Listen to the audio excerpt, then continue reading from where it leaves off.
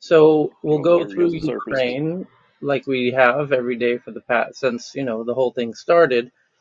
And before we do, because it's the biggest news topic in America, I wonder how big it is outside of America. Is my first question. This whole uh, Will Smith, Chris Rock, Oscars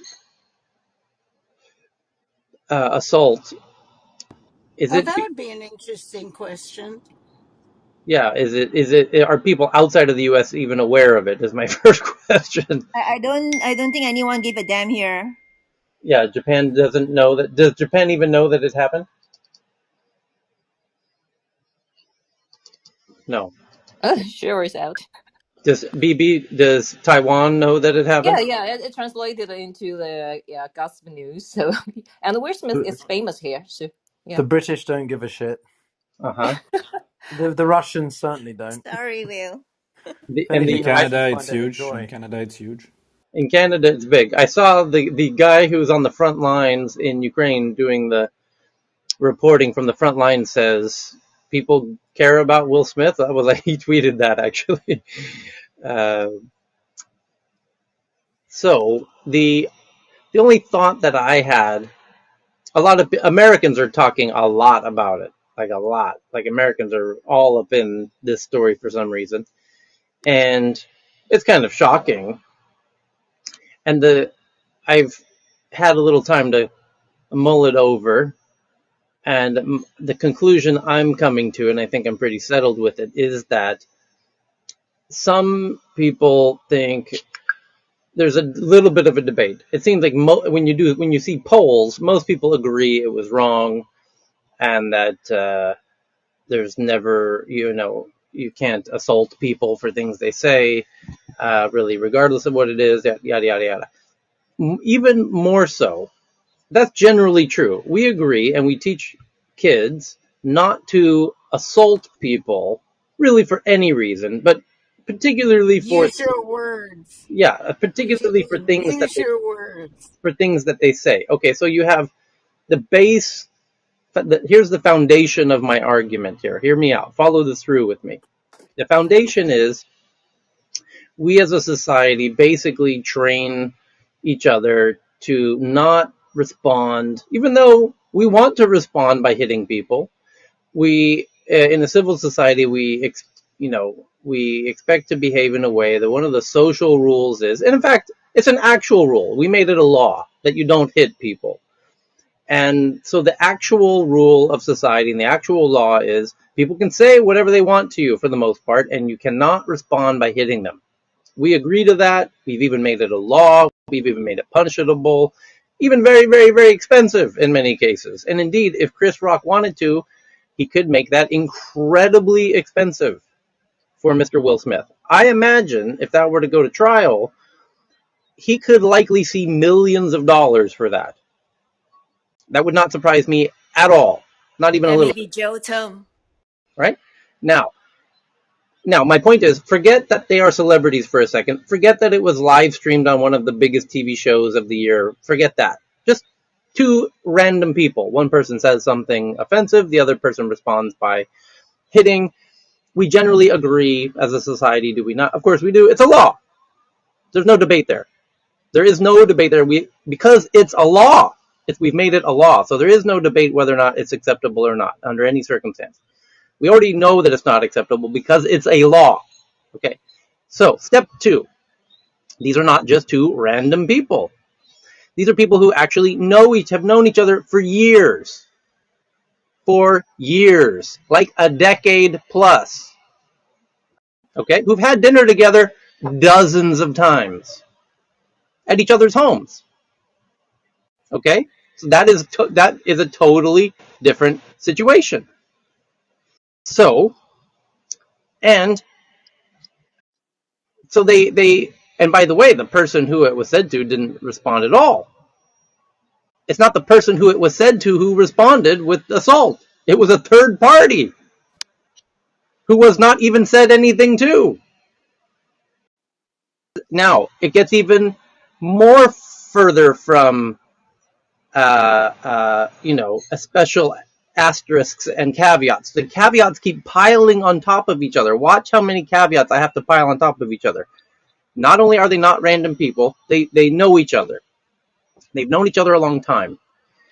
I would argue people who've known each other a long time are allowed a certain amount of ability to poke fun at each other and tease each other, even roughly, even in the way that was done.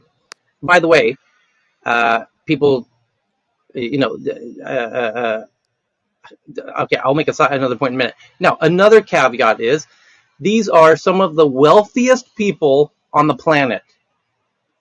Not only are they some of the wealthiest, most privileged people on the planet, they are, in fact, celebrities. And they're not just any celebrities. We're talking about the most popular celebrities on the planet.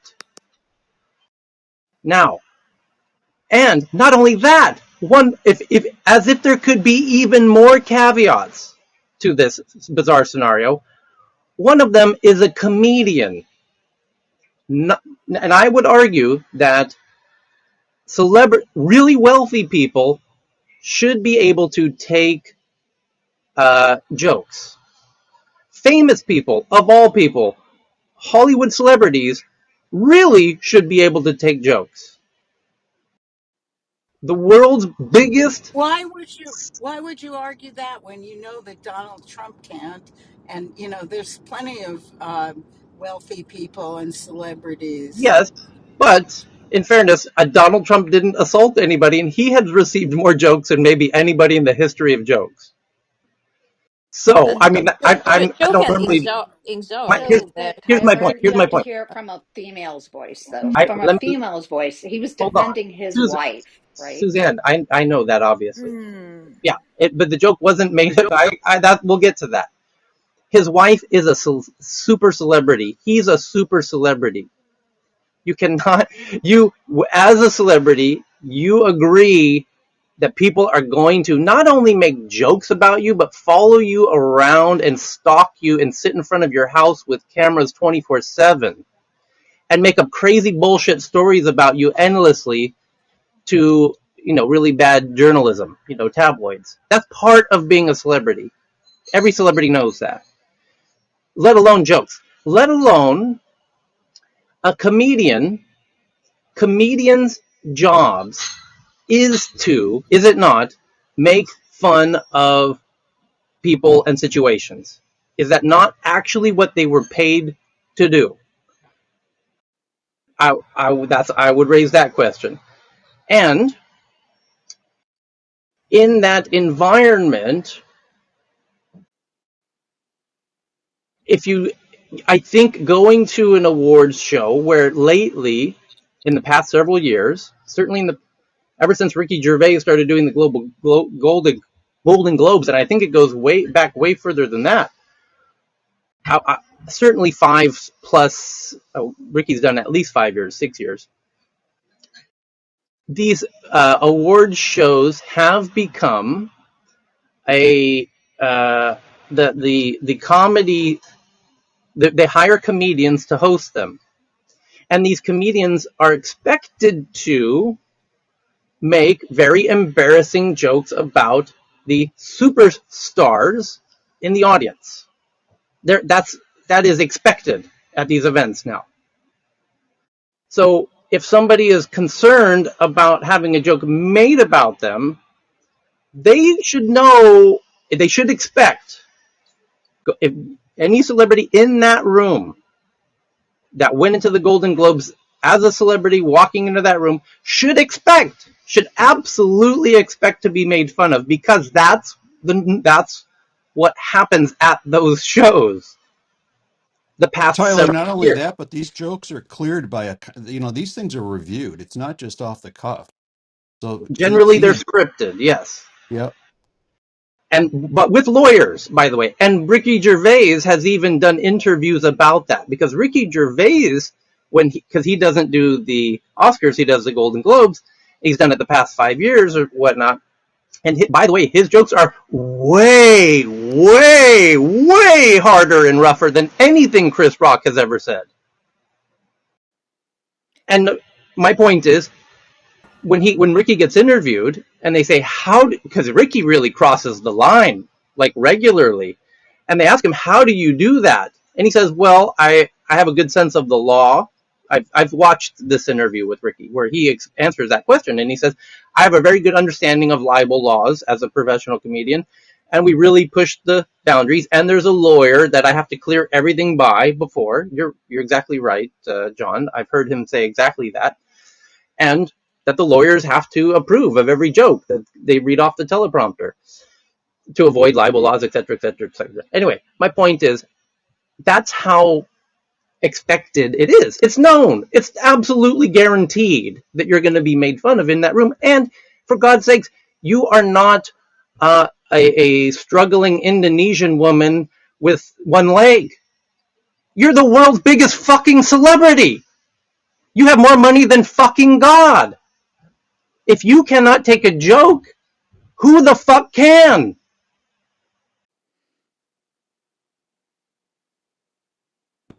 Tyler, it has nothing to do with taking a joke. Okay, It go ahead. has to I'd do like to hear the with point. trauma from Yes, his childhood, I agree with that. feelings. I read his book, Yeah. so I, I'm I'm not making this up. This No, is no, what no. he told the I world. appreciate the point that you're making. Please bring it. He felt sorry that he couldn't help his mother Right. when he was a child, Yep. and he has childhood trauma from abuse, Yep. and her alopecia, Yep. triggered his childhood trauma.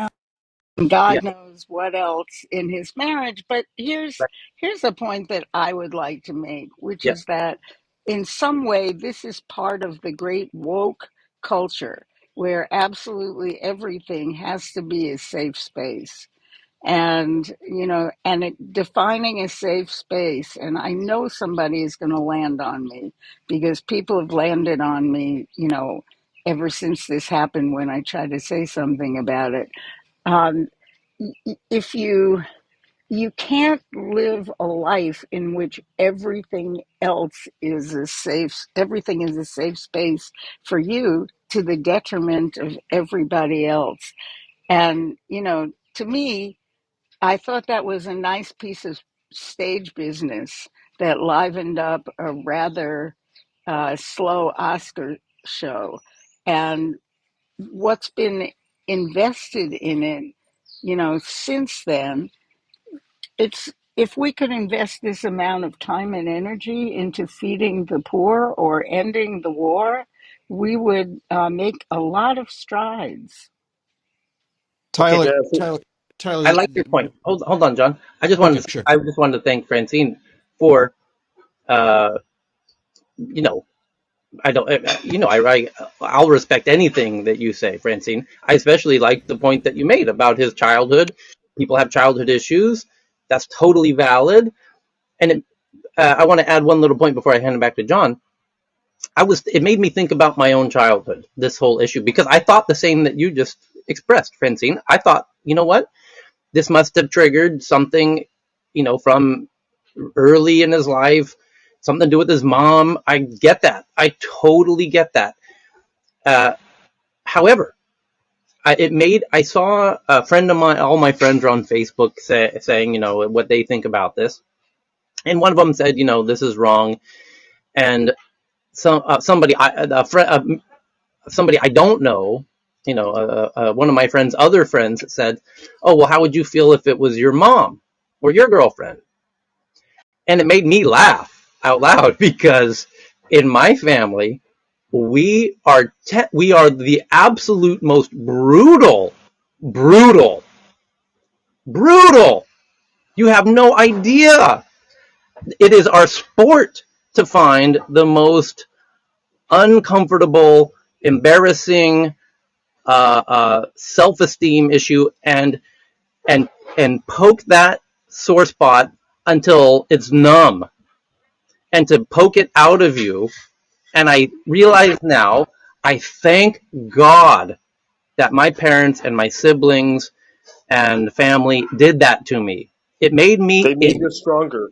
it Yeah. made me invincible. There is nothing anyone can ever say, ever, that would ever make me feel like I need to hit the person or do anything other than laugh. I am I am utterly invincible to any kind of uh, uh, somebody trying to be disrespectful with something they say or whatever, teasing or rough joking about, heaven forbid somebody joke about me being bald or whatever. I mean, it doesn't matter. I've calculated this years prior. I'm literally trying to think, is there anything anyone could ever say that would ever cause me to actually legitimately become, want to respond violently? And the answer is no, because I've had every possible button pushed endlessly, deeply, thoroughly, uh, and I now realize what a beautiful gift that was from my parents and my siblings and my family to me endlessly. And I realize, anyone who has Irish American family knows exactly what I'm talking about.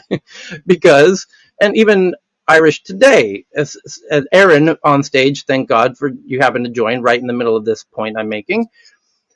I would argue that the Irish have taken this to some kind of bizarre national sport level of, you know, taking the piss out of each other in a brutal way, where, by the way, you cannot consider somebody a true friend until you know what their absolute insecurities are and you constantly try to provoke them on that insecurity.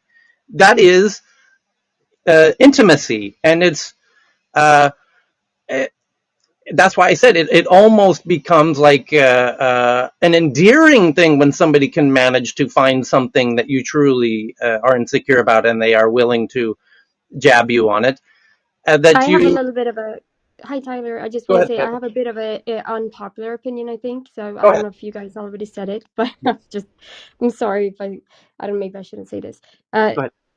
I just wanted to I just wanted to say that I think I've been seeing all the outrage online about this, and 100% I don't agree with violence in any way, right? And I've had a relationship that ended in court because of that, right? So I definitely know, but at the same time, I just feel like this whole um I don't know, like people basically having pitchforks on online and on Twitter and so on. Um, I just feel many times that people have forgotten humans. Like we're all human. Even celebrities are humans, and everyone is different. Some people are, have more emotional baggage than others, and clearly, I mean, I don't know, but I this can't be just about that fact, because in that case we would have seen him do things like this before, and I have never even heard of this. He usually talks about, like um well, he's usually very peaceful and talks about trying to be he's always also been very nice to women and so on, as far as I know. So I this must be something else, and I feel I don't know what, but I just see this lack of understanding from, not, I'm not saying you, because I just entered the room, so I don't know what people have said before, but I just feel like people have really forgotten about humanity. And I learned actually yesterday that when people do like the canceling culture, for example, that gives dopamine release, right? So the whole toxicity and stuff online, when people tweet and stuff like that, retweets and start these that is also kind of, that gives, it's like a drug for people, right? So that is my just one. And also this is also, sorry again for being popular here, but I also think that people that makes this into an issue, a race issue, um I mean, definitely it is an issue. I'm not saying it's not, but this, uh, I don't see how this situation has anything to do with that. That's also something I've seen a lot of people write about, right? And Really? I think in general, oh my God, I yes, think many I people. think I'm very happy to report. I'm pleasantly surprised that I've not seen a single person raise the race issue, not even once. I think I've seen every possible angle anyone can have on this issue, and I'm beyond thankful that I've not seen anybody Well, raise the race issue on this. well, I They've think it they've mentioned race, reinforces. but they just mention it in the sense of what if, right? What if it wasn't two black men? And they also, picked up on the fact that it was at a black produced show, like heavily African Americans were throughout the production of this show, right, all the way down to security. But I want to go back to what caused this, because this, Yeah. if you Before guys you haven't do, been can I reading, raise before you do, go, John? And I said I was yeah, going to hand it to you, so thank you for being patient. yeah, I only have The one so interesting race issue in this to me is not that it's two black guys; it's that a black guy won the best male actor, and by the way, the Academy Awards has struggled with this over the years. And here's the Academy Awards is actually for once, giving an Academy Award to a black male actor. Thank God for that. Now, they knew they were going to do that, right? So now I think it would have made it, they might have wanted to excuse Will from the ceremony and disqualify him as a result of this assault on stage. But this was the year where they were going to give the award, finally, thank God, to a black male actor for the best male actor, at which right, I think they should. That's fantastic. Awesome that happened. yep, What a bizarre! How crazy would that have been? Were they backstage scratching their heads, thinking ordinarily we might. Uh, I can sense that there might have been a conflict of considerations in debating. Should we excuse this person from the building? Well, he's going to win the award, and we've been waiting for a black guy to win this award for a very long time, and it's going to happen tonight. How can we possibly do that? yeah. Wow. And the history here with May I Chris make a Rock point? was about 2016. He it was the year Jada Smith announced that she was going to boycott the Grammys, the Oscars rather, because of the Right. fact that that Exactly. that he wasn't, that Will That Smith there was weren't. not nominated for concussion. So she made a big Right. deal out of it, And and more Chris so, Rock just was more. relentless in That's go ahead. right. That's right. And more context, that year, 2016, was when the kind of black community was like, you know what? We don't know if the Oscars are for us because you guys don't seem to. There's very little representation from black Yeah, actors, zero. male There or was female, zero African at the Americans. Oscars. Yeah, And yeah, now here yep, you have, not that long later, 5 years later, whatnot, 6 years later, her husband winning Best Male Actor. How fucking cool is that? That's right. and But and but but but deservedly. go It does. But If going back to yeah, 2016, yes. Chris Rock, I only have a couple minutes. So Go ahead. I'm in the middle of something. But Go Chris ahead. Rock, sorry. But Chris Rock was relentless on attacking Jada, basically saying she's not a celebrity. And for her to announce she's not going to the Oscars, he goes, it's like me announcing I'm not going to get into, some supermodels, underwear. I was not invited, right? So he was just raging. She's a TV show actress, right? He was all over. So that was the history there. But then most recently, you have to wonder, everybody's like psychologically, what's going on with Will Smith? Let's go back to his childhood. Screw that. Look at most recently. The past couple of years, they have come out with the fact that Jada cheated on Will. And that was announced on live TV during an interview. So Will got ridiculed by that, right, relentlessly, because the fact that he basically he had his claim it was an open relationship. Some shit's going on. So if you watch when Chris Rock attacks, makes that joke about GI Jane 2. If you look at the look that Will kind of smiles and smirks and gives his little boyish grin, oh geez, so what a dig. And then he looks over his wife and she's just leering at him. So now he's got to man up, right? He's got to be the man. He's got to get up there and do something. So then it comes to whether or not assault is acceptable and if it's honorable, and if the women in the stage say, oh, but he's defending the woman's honor. Yeah, but this we have laws, and he whatever, that is what it is. It's violence. He should have been at least escorted out and probably prosecuted for this. But that's all I've got. This is John. I'm done. Thanks. Thanks, John. Now there was a May I lady. make a comment, Tyler, Yeah, please? yeah, Manas, go Yeah, ahead. and I like to Yeah. comment when I Okay, get a I think chance. he I'm was gonna trying Me to go. too. clear. Hold on, Swed Bliss. I'm gonna go Manaz, and then we're gonna hand it to LS. Go ahead, Manaz. Thank you. I think what is missing, and I have been looking online, um, as John mentioned, Oscar has been scripted, it's been reviewed. How they are allowing to be, I mean, joking about a woman with a medical issue bravely sitting there with a bald shaved head, not wearing wigs. And I think she's an, whatever she is, she's an ambassador for a woman or any human being with medical issue not to be afraid to sit in public. But they are allowing to joke about her condition. And then, in the other hand, there is a man that is, as a husband, trying to protect that woman. I don't think she needed that kind of protection from Will Smith, not just more embarrassment from both sides, from Chris Rock and Will Smith for Jada. But in this media, I looked everywhere. Nobody is talking about the biggest issue that we have in our society. Yes, violence in any form is forbidden, is wrong, but at the same time, the bigger picture is that woman that has been insulted by two men in different way. Thank you. Okay, LS, go ahead.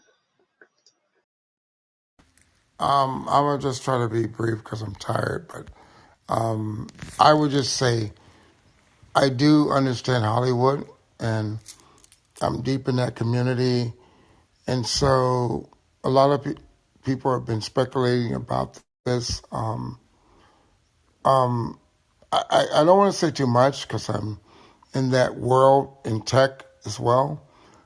But Will, okay, so there's several variables we're not getting. I think, and it's peculiar to me that this is this much. I get the Oscar and everything, but it's really peculiar to me personally that this much attention is focused on us. Jada Pinkett and Will have been having problems for years. Okay, they talk about Jada cheating on Will. Will cheated on Jada. This is just everyone knows this. Who's in the circle? But that's their relationship, and they care for each other. She was diagnosed. That is real, and something of this is true about what just happened. And I think, in my personal opinion, I'm being global and objective because he was laughing and all of this. He might have just felt really harmful that Chris went too far. And what surprises me is why he didn't hit Chris. And I'm being clear. And I'm not condoning violence. I'm talking about what actually took place. He slapped him. If Will Smith wanted to hurt Chris, he could have just hit him ball fist because he trained for Muhammad Ali. He's very athletic. He's extremely strong, stronger than Chris. This is known. And he didn't hit Chris. Chris is Um, 57 years old. it doesn't, right, but the age doesn't matter, Tyler. I'm telling you, you can be in shape because I'm around that age. I'm just saying, Of Will course, Smith, I'm making your point for you. Of course, he could beat the living shit out of him. He's a 57 no, year old he man could, oh yeah, no, but and half Will of his Smith is size. like 50, but Will Smith is 53. But my point is that all Will have to do is hit him once, one time because he trained to be a boxer in Muhammad Ali, and Right. he's never gone down So from that. why Okay, not do that after the event? that's well. So I'm going to that. So I'm just Okay. saying, Tyler, that you're right. I think this was an emotional outburst, and he might, in the fact that he won the Oscar later, he might, the Academy Awards. This is where I'm going to go deeper. Okay, I think I'm speculating, of course. I think the Academy Awards will take the Oscar from him as a penalty because he won I'll that bet. Oscar for I'll the bet you. I'll make. uh, I'll take that bet. I'll take that bet. Well, okay. Me and you can do a quarterback, Kyler. Okay. Because we don't gamble on Okay. Clubhouse officially. But a gentleman's bet. And when I'll see you in Thailand. But Okay. Okay. I'm saying that I think they may take it from him. And then if you look at that, then the question becomes, why did he do it, right? Because he won the Oscar after the event. He did this before. If he had did it after he won the Oscar, I would think it was more stage or there's more ego or whatever, but he did it before. And so that's something to look at. And violence is never condoned by me or anyone. It's never a solution. Putin, everything. It's never a solution. I need And to ask so, one question. yeah, go Sorry. ahead. Sorry. Is I'm hearing from some folks that that his Scientology background might have some have had also, like his childhood, where and I like the way that Francine framed it. Like he felt like he needed to defend his mom, and it triggered something from his childhood. Also, Scientology, to some degree, is about training and emotional responses, and training your conflict resolution is a kind of a big deal in Scientology.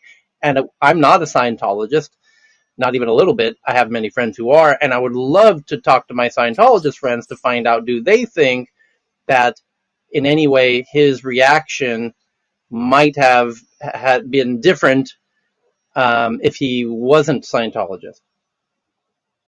Or Well, I can say this that I do understand. Tom Cruise is one. John Travolta's one. This is known in Hollywood. Full disclosure, I'm not one myself, but I am very familiar with it. And but it trains your mind to be something else. But I want to go on a higher level because I think COVID has changed a lot of things in, how do I say, Celebrityville or Hollywood, like, with rappers or music. It's changed a lot about the dynamics of who are you and what do you represent. Because, we always focus on the 1%, right? And if the 1%, when their world starts crashing, the 99%, like the rest of us, and let me be clear, I'm probably in not the 99%, I'm in the 20% entrepreneur struggling, I'm just AI, whatever. But we wonder why that occurs. Like, these people have everything. Why are they losing it, right? And so I think COVID, in my opinion, of course, this is what I'm speaking, I'm always saying to be clear, is that it's so psychologically different because the world hasn't gone through this in the last, 50, 60 years since World War II. And I'm not talking about Putin's attack on Ukraine. There's just been no conflict. There's been nothing. If you're wealthy, you were just getting wealthier, healthier, happier, and better. And then came COVID, and now there's a war in Ukraine, and that can come crashing down, in my opinion, psychologically. So some of these people are dealing with it very harshly, and Chris Rock, real full disclosure, yeah, he's been taunting, Will Smith and his wife for about a year now, since he was making a film about the Serena sisters, the tennis stars. So that's why he won the Oscar, but he was working on that film. And so this is just known. And all I'm saying, I really believe, I'll land my plane now, I think he just snapped. I'll be honest. At first, I thought it was staged. At first, I thought it was everything else. And he's worth a lot of money. And Chris could sue him. And you know what's weird? I think Chris realized the wrong he did, in my opinion. That's why he just kind of backed down. And back behind the scene, Denzel Washington, Puffy, or P. Diddy, I'm sorry, all these people were like, let's talk backstage. They said, let's handle this a different way.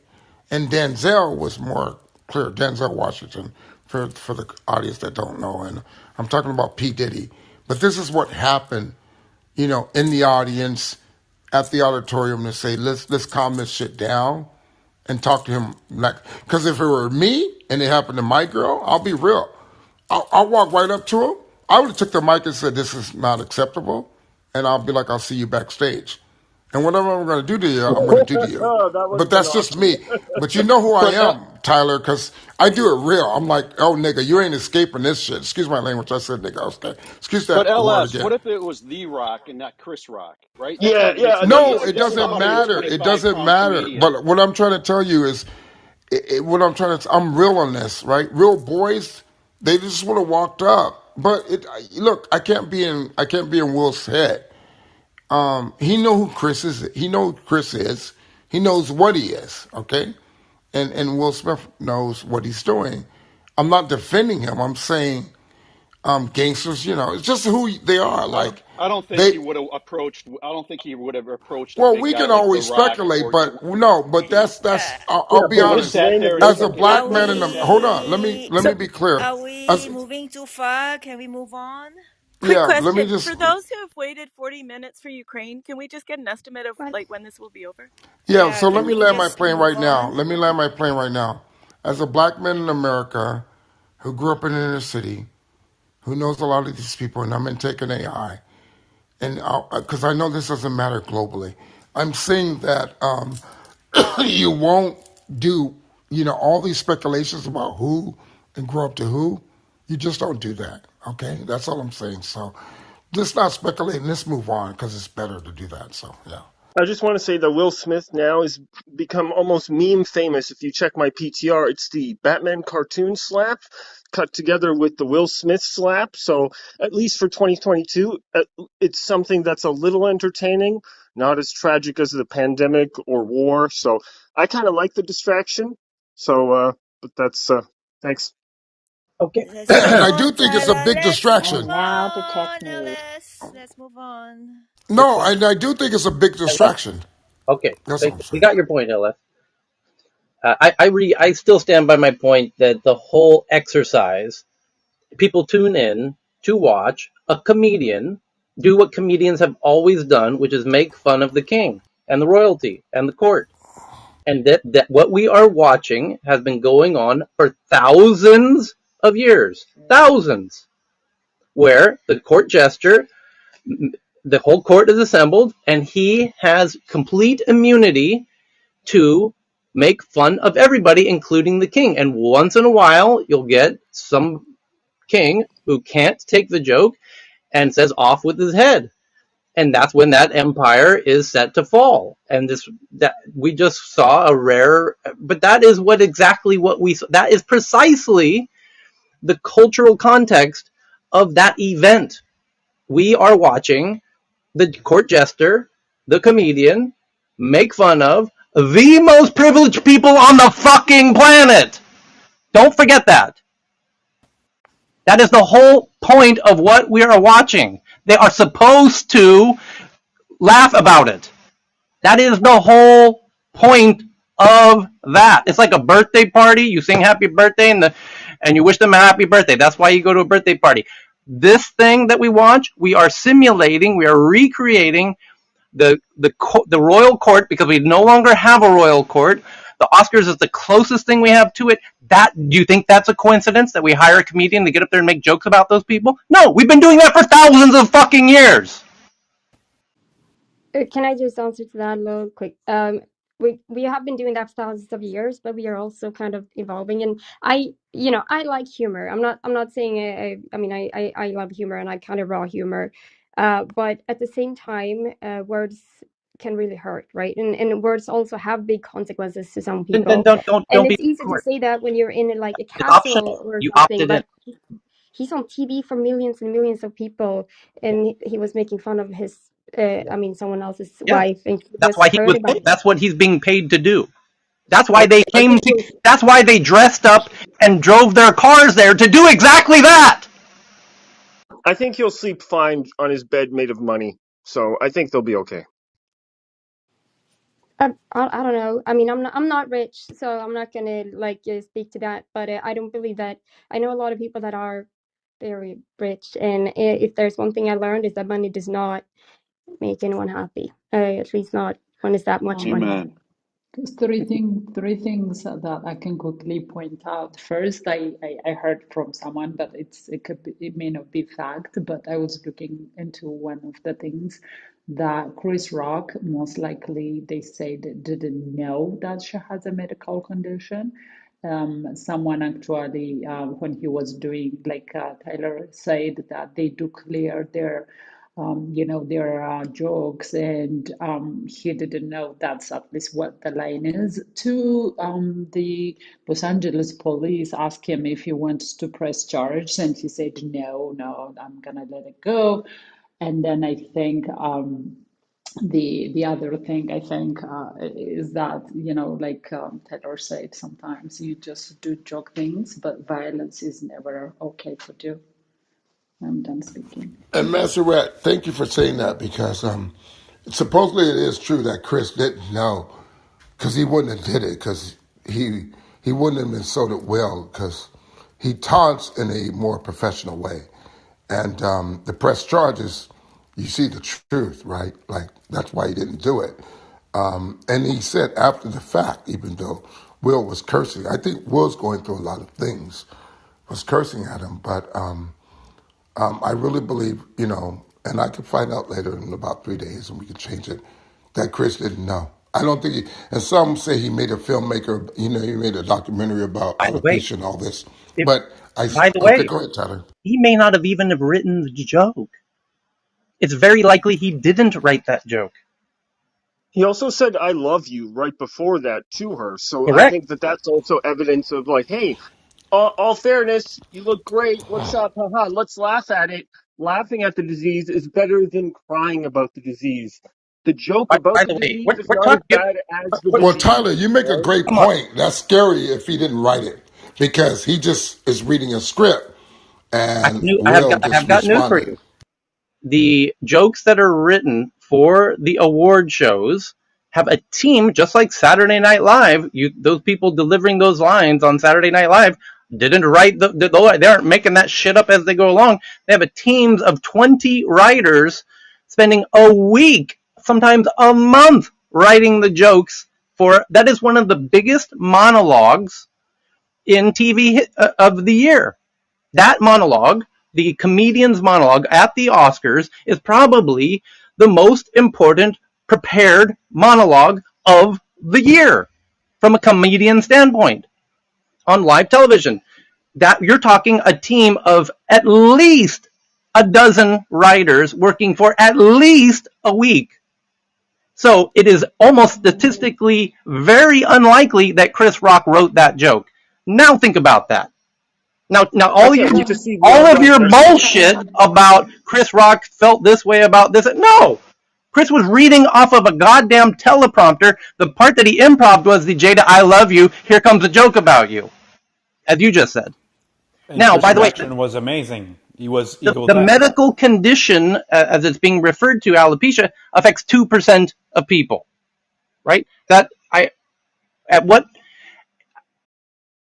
I would bring to the table at what percent do we continue to call something a medical condition? If 5% of people have something, do we still call? I guess it is. Heart disease affects more than 5%. Obesity Yeah, certainly like more than 20% 5%. of the 20% of the population has some sort of chronic disease. I think so. Yeah. It's but and I think Tyler, full disclosure, the issue was that she apparently talked about it on her TV shows and things like that. She openly discussed it, and that's why they assumed he probably should have known. But they still are insisting he didn't know about it. But apparently, she said it publicly for a long time, like a and year what or if he something like now It more that. was importantly, super what So. wholesome. happens? What happens if the writer of the joke comes out and says, "Sorry, I didn't mean to offend." And I'm sure that's how Chris feels, whether he wrote it or not. And again, statistically, it's almost certain that he didn't write that joke. But if he, as a comedian, his intention is not to actually provoke people to the point where they feel the need to slap people. It's his intention, as evidenced by the point I think Eric Io brought up that he even said seconds before he delivered the punchline that, "Hey Jada, love you. Here's a zinger coming your way." Anyway, I think everyone's But ready. Tyler, I just Can I, want, can I yeah, just we moving Yeah, I on. think it's Les, I'm Les, sorry. enough. you've had way too much of the wait? mic so far today, frankly. Too So, much. One okay, thing that one thing I'm One just quick very Let's comment, see. quickly Tyler. I want to add hold on. into Alex's bet to you, Tyler, that Academy Award may take it. CNN was reporting today that they actually scrambled between the slap until he got the award, tried to even not to give it to him, but they said it was quite late to do that type of stuff that quickly. But apparently they thought about it and they were trying to do that. Yeah, I think we should move on. Okay, Can I so just make a quick comment, please? DM it to me. Yeah. Uh, Manas. Manaz, you already had the mic on this issue. Please DM me Yeah, your thoughts on this. please move So, on. Thank yeah, you. the Ukraine. Ukraine issues. If anyone has a Ukraine-related issue, now's your chance to speak up or forever hold your peace. Ukraine wishes they had amazing PR like Will Smith. They've been doing a damn good job on the PR front, I must say. Okay, I just pinned one article on on top. So they are having their negotiation in Turkey now. So Moscow says that it will reduce military presence near Kiev. Well, some good Putin news. and Putin mentions, the Harry Potter author. Like, what's up with that? That was pretty funny. He's And she like, spoke yeah, out about look. him, right? Sorry? She spoke out about him after that. Like she answered him on a tweet.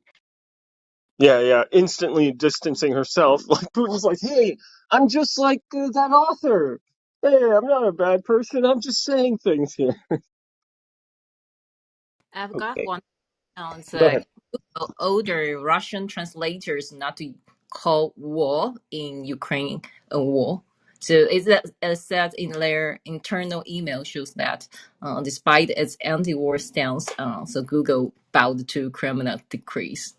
So it said it not to use the word war in their translations. Yeah, but we've known that from the beginning. People go to jail for calling it a war in Russia. So, anybody else with a Ukraine-related development since we met 24 hours ago? Is there any new news in the Oh, past 24 hours? sorry, another one is that Ukraine intelligence published a name of 620 alleged Russian agents. It's on their official site, and it's in Ukraine. It's the full list with their address and their telephone numbers all published. So maybe that's why they can find out who's the spy within them.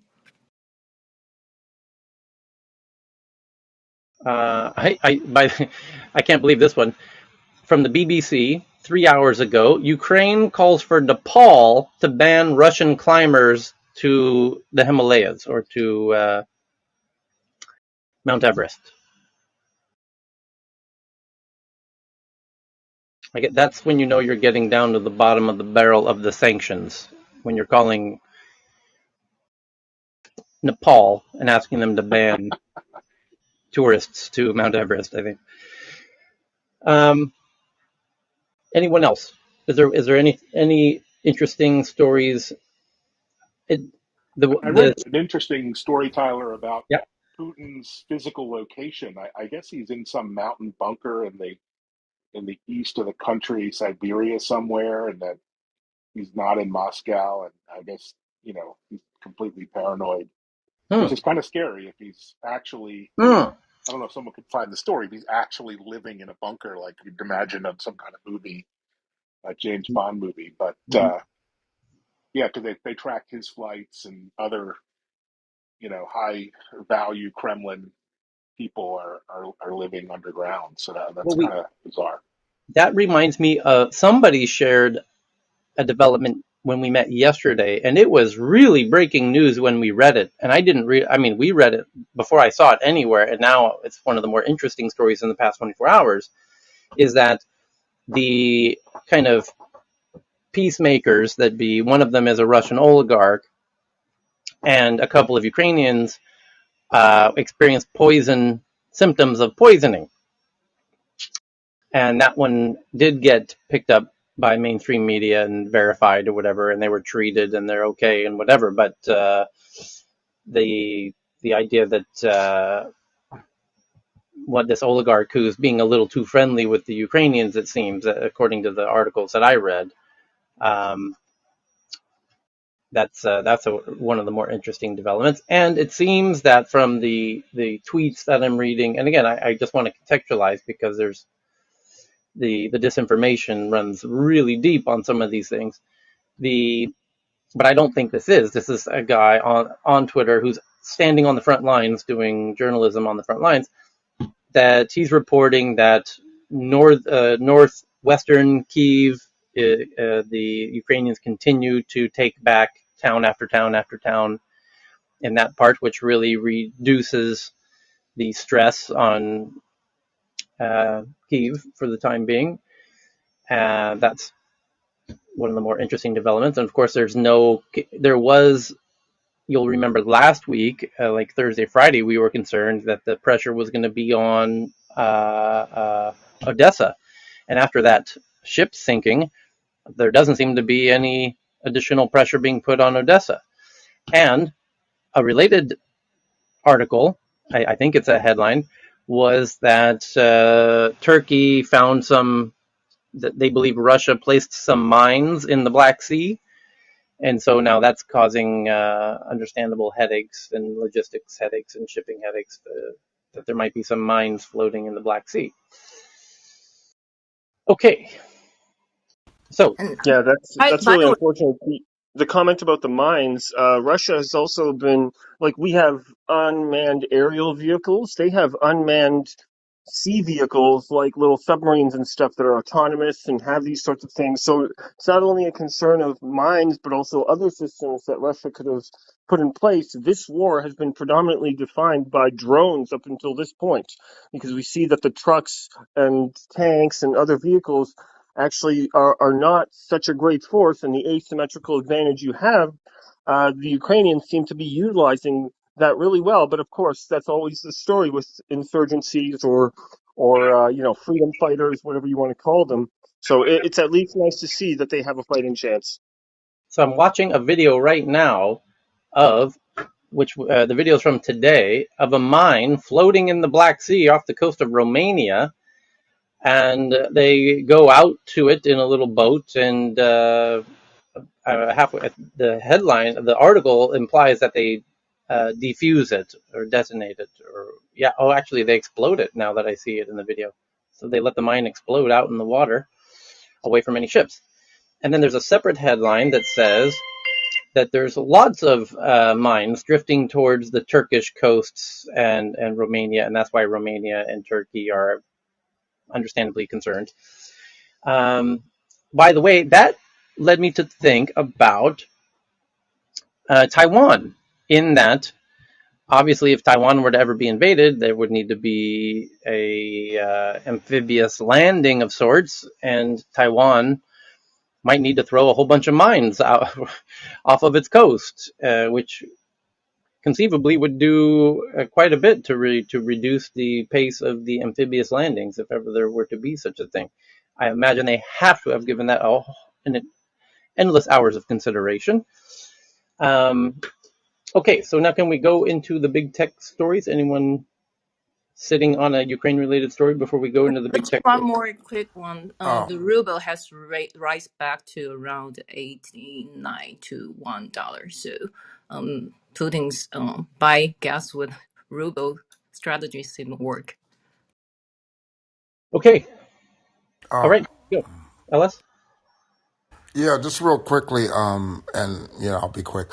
I think, since Biden went, this is what I'm hearing from Poland or some of my engineers, that I think I'm praying and hoping this is true, that Putin wants to dial back and he will get Ukraine, and the U.S. agreed to that. That's why Biden was there.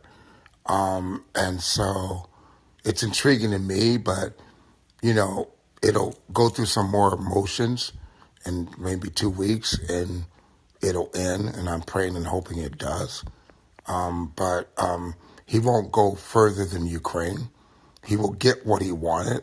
what he always asked for, but Ukraine only and without NATO forces or the countries around NATO. And he'll stop it and he can, save face. And regarding China and Taiwan, China is dealing with an issue with COVID.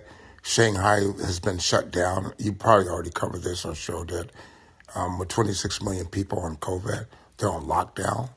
So China's dealing with that issue right now, and most of Asia is dealing with that, but it will spread further, and that's just scary. And let's move on. Okay, here we go. The top tech stories of the day brought to you by Subway Sandwiches. Let's do I need the audio effect to make it official. Here we go.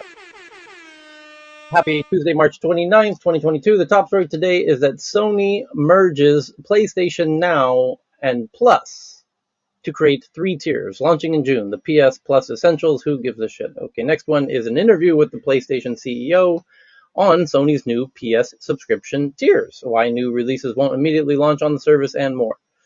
Okay, next up is from Wired. A leaked Mandiant report. Mandiant is a massive cybersecurity firm. I recall Google or some massive company just bought Mandiant for billions of dollars. Do you guys remember that recently? What was that? Mandiant. I'm pretty I sure think it it was. was Microsoft. Google. I'm pretty Yeah, sure it was Google, I think. Google. Google. Google acquired Mandiant 3 weeks ago for $5.4 Oh billion. yeah, I There you go. think it was to So harden their cloud. Just scary. correct. Yeah, for their Google Cloud. Exactly right, Evan.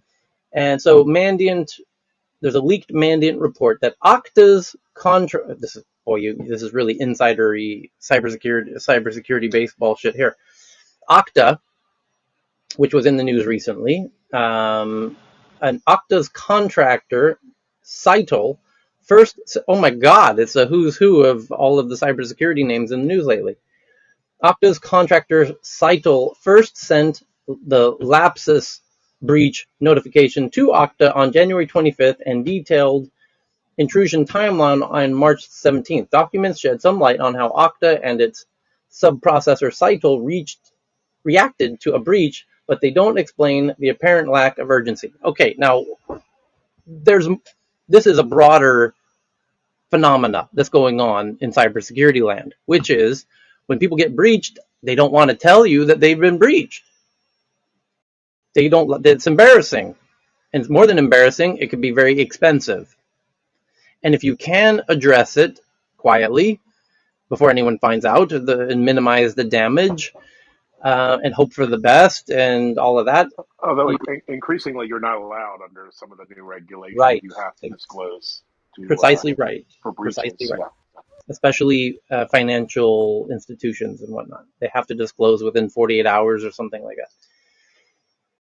So, I mean, you can file this one under that essentially for the non-cybersecurity people in the audience, which is 99.9% of people. For the 0.1% of people, they already know more about this article than we'll ever get into anyway. So, but for the for the lay folks, that's all of us.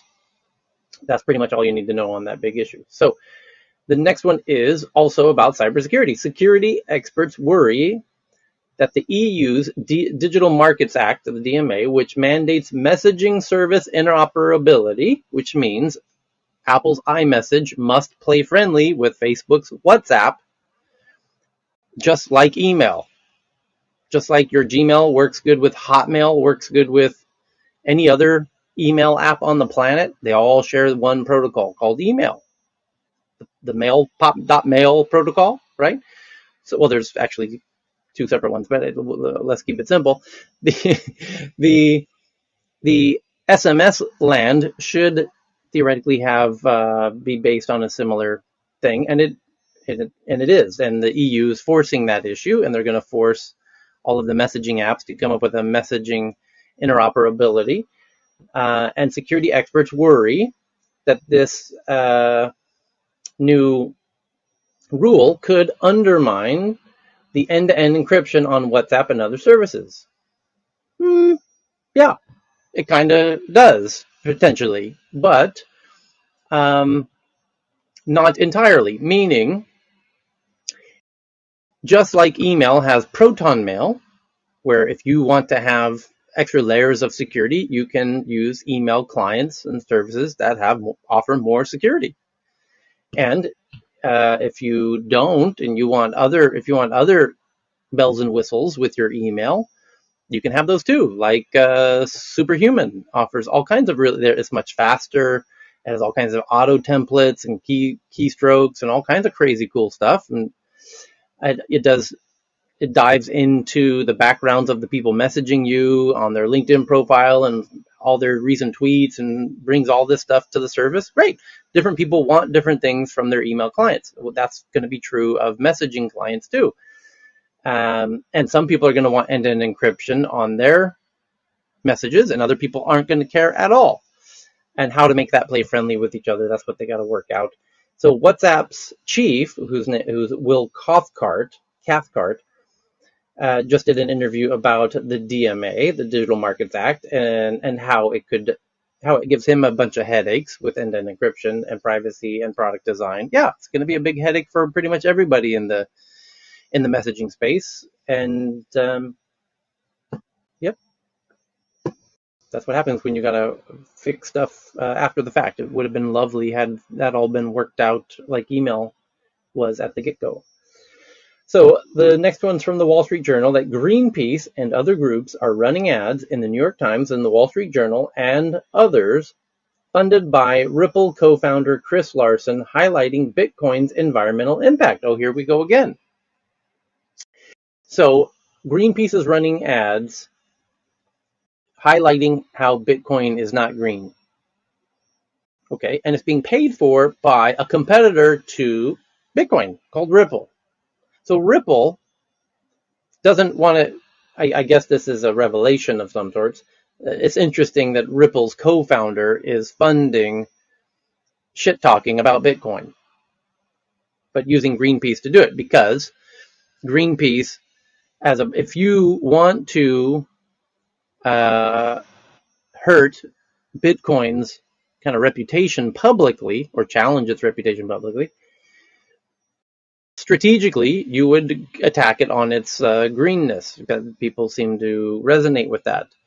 And then you would try and find a brand that would be the ideal messenger for that message, for that narrative. Well, yeah, Greenpeace kind of fits the bill. Okay, great. Hey, Greenpeace, how about we boost your image as leading the charge against the, carbon footprint of Bitcoin? Okay, sure. I can see Greenpeace willingly participate in that at no cost at all. They get a ton of visibility. And interesting journalism there from the Wall Street Journal. Yeah, but what is the carbon footprint of banking as it stands now? It's something like 11% of GDP, whereas Bitcoin is projected to be less than 3%. So it really depends on how that footprint is displaced, because I imagine that 11% of the economy produces a certain amount of carbon, right? So Yeah, I think it's about efficiency. I read somewhere that like one Bitcoin transaction is like 200,000 credit card transactions. So, there is a validity to the argument. yeah, and on average, I think Visa is 3,000 transactions every second. So, So yeah, probably a No, lot. the majority of the energy in Bitcoin is what you're paying for with energy is the security of the chain and its history as a whole. You're paying for mankind's most immutable history, most distributed and immutable and decentralized history. The marginal cost of a given transaction is very low. Effectively, if people stop doing transactions, then the mining rate will drop over a period of many weeks. Every 2 weeks, it'll notch down and notch down and notch down again. But generally you want to look at it as you're paying in energy for securing that incredibly strong cryptographic chain. You can be pretty sure that something in a Bitcoin transaction history is immutable and is accurate and is agreed upon by a very large number of people, which you can't say for a lot of other databases. Normally with a database, it's easy come, easy go. So just a thought. What is there an average of cost per transaction in terms of watt hours or something like that? Yeah, I mean, it's a fair amount. It's like boiling a kettle for a while. For on the order of hours, I think. But it doesn't really work like that. So the miners spend energy to to get a reward. They want to get a Bitcoin reward, 6.25, if they win if they win, it's just a potluck effectively. They do this potluck calculation, and if they win, they get a reward. You're doing that in order to secure new transactions into the chain and to effectively back verify the chain up to that point. So if people start doing less, the maximum transaction rate of Bitcoin is about 7 or 8, maybe 10 at a stretch per second. The base layer, although other layers like Lightning will support thousands, millions, and is being used quite commonly and growing rapidly. But the base layer is designed to be like a final clearing layer, and it has a limit of transactions of a few a second. If people did less at the base layer, then the system would potentially consume less energy over time.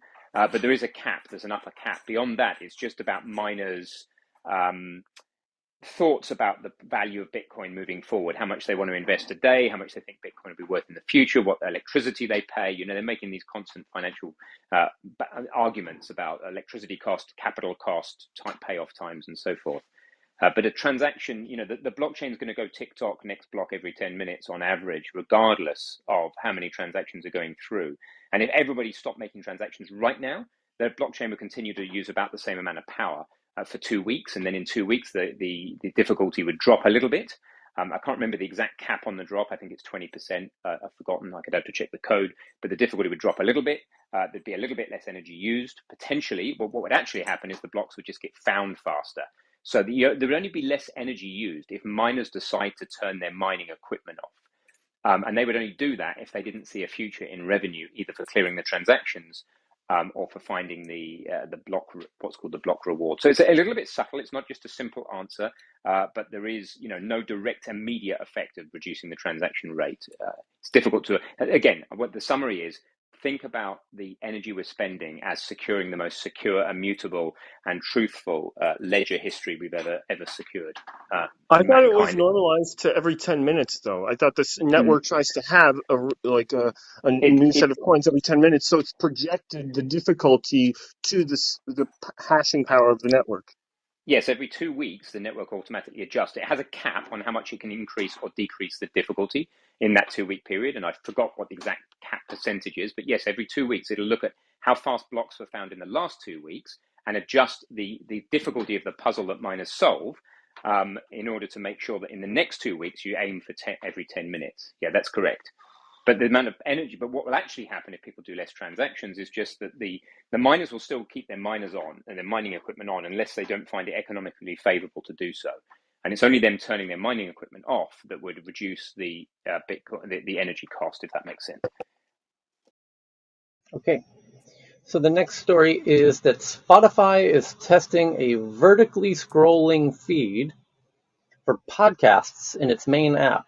So kind of like Instagram or TikTok scrolling for podcasts.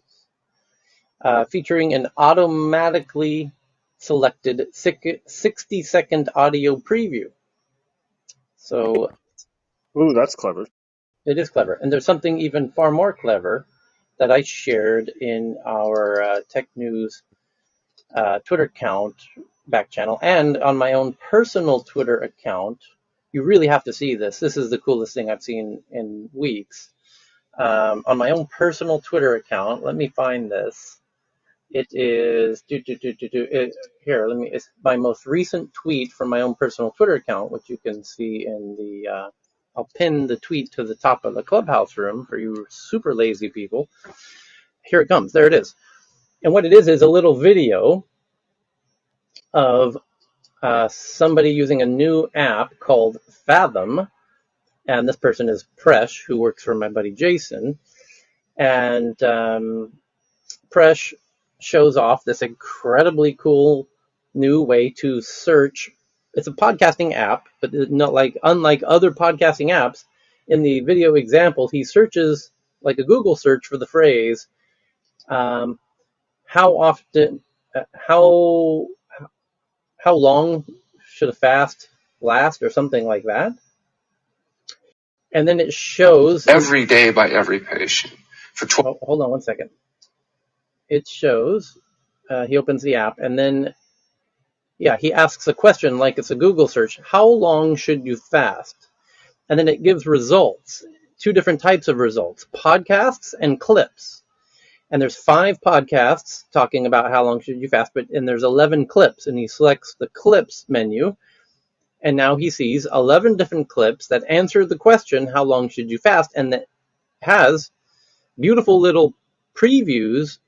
So it jumps right to the moment in the podcast where they're talking about how long should you fast. So here's the result. Yeah, I mean, it's like He says, right here, right here. Here it goes. Here's the result that he chose out of the 11 clips. and that leads to the question, how long is the right length of fast? That depends on you. What? It's not a... Well, not only does it take him right to the moment in the podcast that answers his question, it also provides it in text before he even clicks on the audio to listen to it. So his question was, how long should you fast? And it says, that depends on you. It's not a single answer. And then he listens to it, and that's what the person said. So essentially converting all of the knowledge that we are now putting into audio is now magically being converted into text and indexable and searchable, both live and canonical, as I told you would happen, which is the big opportunity for this app called Clubhousey, Clubby House, Clubby Housey, Housey, which you may have heard of. And I love watch that tweet that I just twatted from my own personal Twitter account, and you will see the future of search that is based on audio, because we are no longer writing blog posts. We are talking in rooms like this for hours, and so are thousands of people. And when this stuff becomes searchable, like web pages, the search engines are going to search it and index it and transcribe it and auto-translate it into every possible language, so that every podcast in every social audio room ever will be magically indexed and searchable, so that the next time you do a search, you will very likely be given web pages that have text related to your query. You'll also have videos that contain conversations related to your query. That happens today. That's why Google bought YouTube, by the way. And those are also preloaded to the moment in the video related to your query. In the very near future, and in fact now, if you're using this Fathom app, you can now do the same with podcasts, and in the very near future, live streaming audio, so that you can listen to pre-recorded live social audio rooms that talked about the related to your query, and join real live rooms with real live people related to your query. And now you'll have 4 choices. Go to a web page, go to watch a video, go to a canonical previously recorded live audio session queued to the right moment, or join a live conversation happening right now. And the question is, what percentage of your queries will be serviced by each of those? Well, it turns out today we really only have 2, text and video. And text makes up about 75%, and Google provides a whole lot of videos now in your Google search results. And more you're going to have the live audio in the podcast and all that. And I think Spotify is in a really beautiful position to execute on this. And back to the headline that we were just reading, I just Spotify. hate the color. I just hate the color scheme of Spotify's app. It's just dark. So I that's my request. Spotify, please just change the color scheme. So the headline is that Spotify is testing a vertically scrolling feed for podcasts in its main app. And that's fun. That's fundamental. That's kind of a game changer of sorts, because podcasting was never core to Spotify. It was philosophically in the background, but it started off with music. Everybody associates it with music, just like everyone used to associate Amazon with books.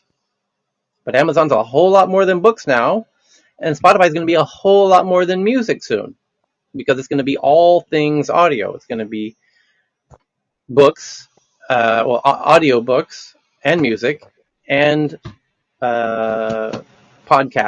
And now they're adding podcasts to be featured much more prevalently in the main listening experience, and audiobooks and social audio rooms will soon be added to that as well. As I said, as they would, even before they even bought Locker Room, which they call Green Room, which they're still working out all the bugs of, and eventually they'll add that to the mother app, and it will be baked into the whole shebang, and Spotify will become an audio search engine for the I reason. wonder how long it'll take to take advantage of the chips that are always listening to us, and so that anything that you've said throughout your day would itself also be searchable. I think that would be an interesting use case, but perhaps too controversial.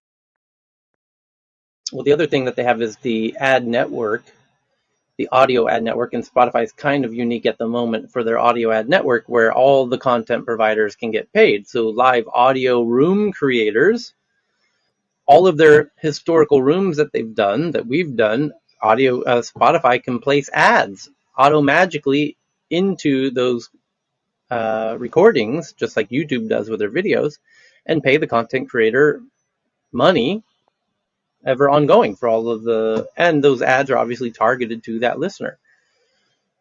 So the next one is, and those ads could be ridiculously well targeted if you, as a Spotify listener, give permission to Spotify to listen with a microphone to whatever it is you're doing. And then they will know what you want before you know you even want it, generally. Yeah, but I want access to that database of recordings as well. I want to be able to search all the things that I may or may not have randomly said. That would also, I think that would be more fair. Okay, so here we go with the next one. The researchers find that Russia's Yandex, which is their version of Google, the domestic Russian Google is called Yandex. Yandex sends metadata to servers located in the country because Yandex operates outside of Russia as well. In fact, they're now doing stuff in the US. And what the article is pointing out is that Yandex, what a surprise, what an absolute shocker that this Russian technology company is sending the data back to Russia. Oh my goodness. We're just shocked. I know, we're just stunned. We can't believe this is happening. Yandex says the data is quote unquote non-personalized and very limited. Sure, of course it is. I'm sure it is. By the way, the headline we read yesterday, holy shit, Batman, was that a Finnish company, not just any Finnish company, the Finnish company, Nokia, their biggest pride and joy of a tech company that ever was now revealed by, what was it, the New York Times or the Wall Street Journal, Washington Post or somebody, that from 2007 to 2018, Nokia was knowingly enabling Russia and its intelligence agencies, the FSB, to essentially tap into everybody's communications and do whatever they want with them. And Nokia knew that Russia was doing that, and they were still participating in that scheme because it was very lucrative. Those greedy bastards sold you out, homeboy. They narked on your ass and told, Why did they stop? I never understood why they left. They seem to have a pretty good thing going on, Nokia in Russia. I don't know. So the next one is, but by the way, are we that surprised that Russia's own domestic company, Yandex, would be doing anything similar? If they can get the Finnish companies to do it, you don't think they can get their own Russian companies to do it? Oh, and by the way, there was a headline last week that I don't think we even read. We really should have. It was a follow-up on the Apple and Google and Twitter shakedown where Apple and Google employees inside of Russia, there was a content issue, and Russia sent representatives to the homes of those Apple and Google employees and threatened them. That was the headline. Somebody, BB or Cheryl, somebody can find it. This came out like 48 hours ago, or 3-4 days ago. And the latest update was that they confirmed what we thought at that time, because this was like 2 or 3 months ago when we knew, like, oh, wait a minute, now we know what happened. We assumed that, Russia must have made some very heavy threats against the local representatives from Google and Apple to force them into compliance. And now that's been very double, triple verified, and there's names attached, and those people confirmed that some heavies came to their door and indeed were very threatening. And so they used. Did you cover the Kaspersky story? I mean, Tyler, about it would have been crazy if they had sent Will Smith over to their house. Then that's when shit's gonna go down. I'm going to Ho steal from ho Tyler. ho! Go ahead, Evan. Did you cover the Kaspersky story, the Russian cybersecurity We did briefly. company that was like? Yeah, Okay, that I was curious. basically the U.S. is now raising a red flag that it's not to be trusted for the time being. Better safe than sorry. If you're, if you're using that, you're better off disabling that.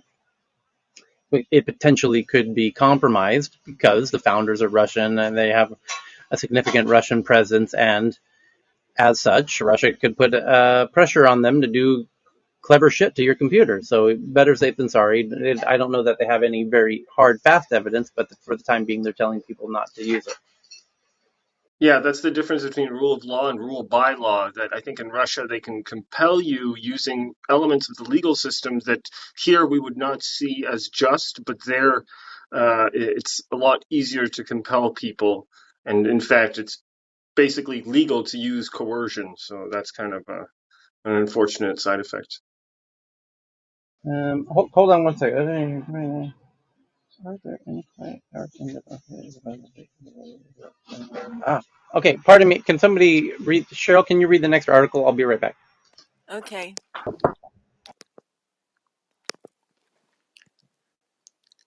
Hey, before I read the next article, since it's away, let's touch on this article on top. I got an article from Interception saying that Google ordered Russian translators not to call war in Ukraine a war. Yeah, that's the one I mentioned when the beginning of the Ukraine. And Tyler Yeah, asked for Ukrainians. So, yeah. It was very yeah. interesting. Okay, Yep. so yeah, go ahead. Is Google trying to construct the narrative or guide the narrative? Is that what the article is implying? Maybe they got some warning from Russia not to do that. I don't know. Are they It may, still operating there? yeah, This isn't the first time that private companies have been supposedly changing the terminology around the conflict. There was even some suggestions that the United Nations was doing it, that there was a dossier or memo filed sort of suggesting to staff of the Secretariat, which is basically like the civil servantry part of the arm of the UN, to reduce how much they referred to it as a war or invasion and call it a conflict or a Special. uh, special no, operation. not that one. No, not that one. But yeah, to be selective of the language that they use. This has since been debunked, but it's different for private enterprise. So I mean, they may well have done. As far as I'm aware, Google do not operate within the country as of now. Oh yeah. It says Okay. by Kremlin decree, so not by their choice. Well, the Kremlin can decree all they like, but well, who wants to listen to the Kremlin? So It's not a Okay. war. It's just a dispute. It's a misunderstanding. You see. yes, exactly. Okay. Next one. Did Tyler go through this from The Verge? My own phone number is now spam texting me. Oh, talk about getting owned by your own number. Jeez. Like you're Did you starting to recently hear get a all spam this text smack from talk, yourself? insults about being bald. It's like, God damn, who's this person on my phone? Hey, but seriously, this apparently is going on now. So if you get a spam text from yourself, so just be alert. Don't click on it. it's Okay. There's a pretending what that mean, right? It's a phishing or some spam link. Yep. I've pinned the article on top. You want me to read it? No, it's too descriptive. Okay. Anyway, I've pinned it on Sure. top. So for those people who are interested, please go and read it. Tyler, are you back? It would be interesting if the European Union established some sort of blockchain necessary condition for the standardization of the messaging apps to prevent this sort of thing. That might be although it might be expensive in terms of energy, as we discussed earlier. Did anyone see that report? Anonymous was spamming random numbers of Russian citizens with news about the war. I guess they got entire blocks of numbers and have just been sending hundreds of millions of texts And with honest to real. mom, what do you even do with that? You can't block your own number. Block Yeah. myself, yo. 2022, block myself. But that's my a quick question. Is I it really drunk from your texted own myself. number or it's pretend to be your number? That's different tech. Yeah, it's a spoof of some sort. a Yeah. quick a quick thought, Cheryl, going back to the Kaspersky antivirus thing. Yep. If it is for any reason at all malicious, it's not easy for an average user to be sure that they've removed an antivirus program. If that antivirus program doesn't want to be removed, it's got pretty low level permissions. So If you are concerned about it, I would do a little bit of research into making sure, more than just going to add and remove programs, making sure it is actually gone. And the Maybe, scary part, I mean, right? yeah. You're right. It's they're a big enterprise player, so there are tens of thousands of enterprise customers in the U.S. using Kaspersky. I mean, they're like a brand name, so it's kind of scary. Yeah, even Hey, removing your hard drive in some instances of this kind of, security-like or anti-security protocols, it's hard to remove at all, even if you replace all the drives. So the software can exist in many distributed areas, and it's just the whole idea of, oh, these secure enclaves. Oh, look, it's a curtain. It's an iron curtain. Well, unfortunately, that means that once in a while, people can get behind the curtain, and then nobody knows what's happening. And I think that's one of the most controversial aspects right now in security. Okay, next up from Wall Street Journal, antitrust bill targeting Amazon, Google, Apple gets support from DOJ. So the Justice Department told lawmakers in a letter that the rise of dominant platforms presents a threat to open markets and competition. Okay, nothing new. Next one from Reuters. So source from sources, Lionel Messi, the soccer player, is it, has signed an agreement worth more than 20 million over 3 years to promote digital fan token service socios.com. Next, from Axios, sources, OnlyFans has held conversations with multiple specs about going public after failing to raise funds last year due to its adult content. Interesting. So they really need money, right? Okay, move on. From TechCrunch, New York City-based Kayo, an online marketplace for second-hand furniture, raised 36 million Series B in equity and debt led by Edison, bringing its total funding to 50 million. Watch out for that. Okay, and a series of other. Okay, this one, a Swiss startup, Yokoi, Yokoi, which helps companies manage expenses, invoices, and credit cards, raised 80 million from Sequoia and others. Sources says it is now at a valuation of 500 million. Wow. Wait, let me scroll down. It's all fundraising news. Cheryl, check UDM. Check my DM. Something Yes. interesting. No, just something needs addressing. Okay. Okay, I will do it later. I can't do two things at the same time. Okay. Okay, for those people using the back channel, please do not spam. Okay, afterwards I'm going to block you from the room if you keep doing that. Thank you. This is a gentle reminder. So next, okay, Amazon says Grow, GLOW, its video calling and projector device aimed at kids, will be available in the US for $299. Glow launched as an invite-only product in 2021. Let me pin this on top. Parents in the room, you may want to take a look at it just to make sure you know what your kids are looking at. Okay. Okay. So next, hold on. I'm using my mobile smartphone only, so it takes time to toggle. Okay. Next,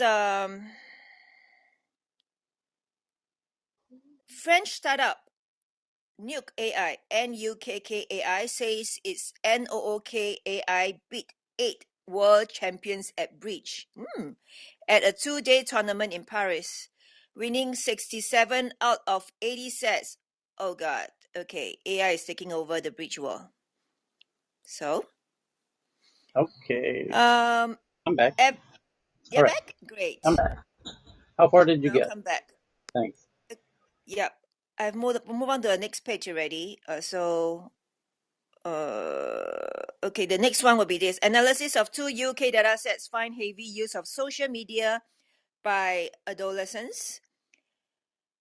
During 2 windows, around puberty and age 19, spare lower life satisfaction ratings. Okay, hold on one second. Hold on one second. Yep, I'll pin it on top. This one looks interesting. Go ahead and do the next one. Okay, so Okay. Okay, next one. We are. Let's see. A bunch of fundraising.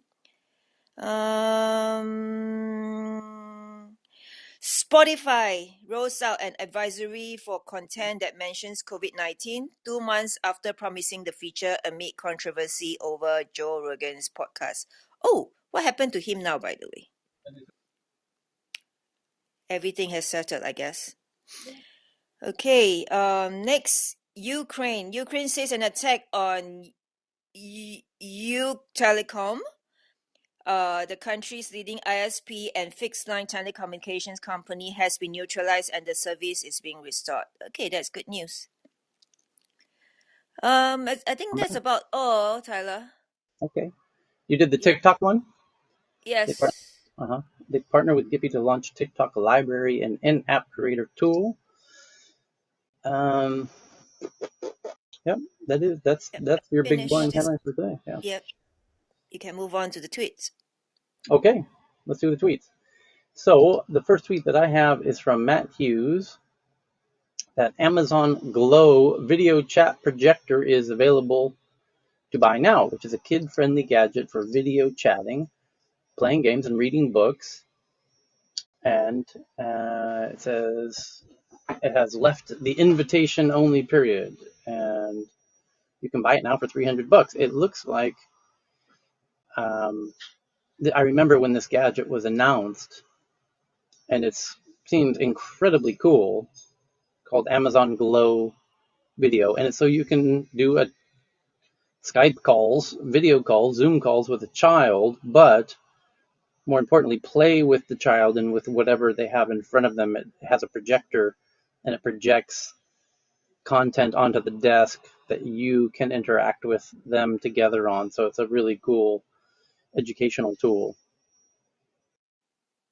Super, super interesting development, that one. It has shades of the very popular education smart lamp in China, which is like this wildly popular smart lamp for teaching kids, but a bit different.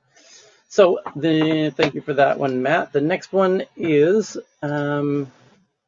which was this one? Who sent this? Thomas Tong says, you'll be injecting robots into your bloodstream to fight diseases soon. Well, some of us will, and I imagine there's a few people who won't. I think there's a few people who are going to be a little reluctant to inject robots into their bloodstreams, especially People if already think that's happening right now with vaccines. that's why I'm fairly confident in my assessment that people are. So there's going to be a particular group of people who are going to be very, very reluctant to inject robots into their bodies, especially if Bill Gates' name is involved in any kind of way. But if it's Elon Musk, shut up and take my money. I was thinking, what if they develop robots to eat the microplastics in our bodies that are harmful? Yeah, that's actually a good point. There have been microplastics found in human organs now and human fetuses. So that plastic that's kind of in our environment and all around us is starting to become part of us, which is not a good thing because in some instances it can be carcinogenic. So, yikes. Okay, so the next one is, let me refresh here. Jesus, people going crazy with the tweets today. Communist Party school in China trains groups in the metaverse. The Chinese Academy of Governance has developed the country's first metaverse-empowered party-building system to train officials. There you go. The CCP is training each other in the metaverse. The next one's from Evan. A health tech startup raises $10 million to launch its own health metaverse. Fitness technology startup called Goki has raised $10 million to launch its health metaverse. Okay. And Jeff G found this one from the New York Times, asks the question, does social media make teens unhappy? It may depend on their age. A large study in Britain found two specific windows of adolescence when some teenagers are more sensitive to social media It says over the past few years, as the cold glow of a smartphone has followed more and more adolescents from bedroom to school and back again, parents have fretted over technology's influence, and no wonder, with Facebook researchers covertly studying how its app erodes girls' body image, doctors describing TikTok-induced tic disorders, and prosecutors and lawmakers pledging to hold social media companies responsible for harming children. Now the authors of a paper have published a large multi-year study providing what independent experts said was an unusually granular and rigorous look at the relationship between social media and adolescents' feelings about life. Analyzing survey respondents of more than 84,000 people of all ages in Britain, the researchers identified two distinct periods of adolescence when heavy use of social media spurred lower ratings of life satisfaction. First found around puberty, ages 11 to 13 for girls, and 14 to 15 for boys, and then again for both sexes around age 19. Like many previous studies, this one found that the relationship between social media and an adolescent's well-being was fairly weak. Still, it suggested that there were certain periods in development when teenagers may be most sensitive to the technology. Quote, we actually considered that the links between social media and well-being might be different across different ages and found that that is indeed the case, says Amy Orban, the experimental psychologist at Cambridge University who led the study. Hmm. So So, there's valid proof that social media affects people like in a real way, like very tangible evidence, or is that what this is saying? I would have to read the study, but it sounds like that's what you read. yes, but in very specific age ranges. The age of 19 seems to be particularly impactful in a negative way, and 13, what was it, 13 to 14, 11 to 13 for girls, and 14 to 15 for boys, which is precisely when they're going through the biggest change of hormones due to their um, what do we call sexual organ? Puberty. Yeah, Puberty. Puberty. it's called puberty, but puberty is due to the rapid change of hormones due to the expression of your reproductive organs, essentially. Was going to say, how much is that is specific to social media rather than during that age group, they're just sensitive that if it's not social media, it could be something else. Right, like This is TV. compounded evidence, though, so this isn't like the first instance. So it's not just this one study, right? This is more so a culmination of years of research. So I can say, almost tangibly, which is why I also with the term tangibly is almost certain that there is a real distinction between the way people are harmed with social media at a young age, and it's distinctly different from the way that other generations have grown up. So you can actually see the real changes in people. So that is more so, yeah, that just seems more evident today than it did, let's say, yesterday. There's actually a study done, let's see, I think was it last year? That is kind of, that shows bit of the opposite though. So, but I'm trying to look for it, see if I can find it. Yeah, I think I may have saw that one. I remember there was a 2017 study, I believe, and there's been other studies also that have, really shown that, like, or should I say, that I've wanted to be quite credible in the way that this one is claiming to be. So, well, I can only see after I read it, but it could be honestly the truth in terms of how people will be affected due to hormonal changes. Okay, next one is from Jeff G. By the way, I mean, the point that somebody hinted at was that wouldn't even magazines or TV or music also have that this says more about the person than the media. Um, Like, hey, parenting really matters in the day and age of social media. It's not just social media; it's the internet. Remember, it's a safe place. It's also a dangerous place. It's very contradictory, and I can only imagine how difficult it is for modern parents. So it's Yeah, and you can take a magazine away from someone as much as they can stash it under their beds, right? But you can't necessarily take someone's phone. And, phones are introduced as a lifeline so that as a parent, you're able to call your child so that they're safe with you. So it's a safe environment. And now, when you put that into the psychometrics of, oh, I use this for safety, and then I find my community online, and that's my safe place, and then you have that compounded with, oh well, now these people are having my data, which is the more nuanced part of it, right? And they can do and say whatever they feel like depending on what my graphs say. Then it changes how they communicate online, really.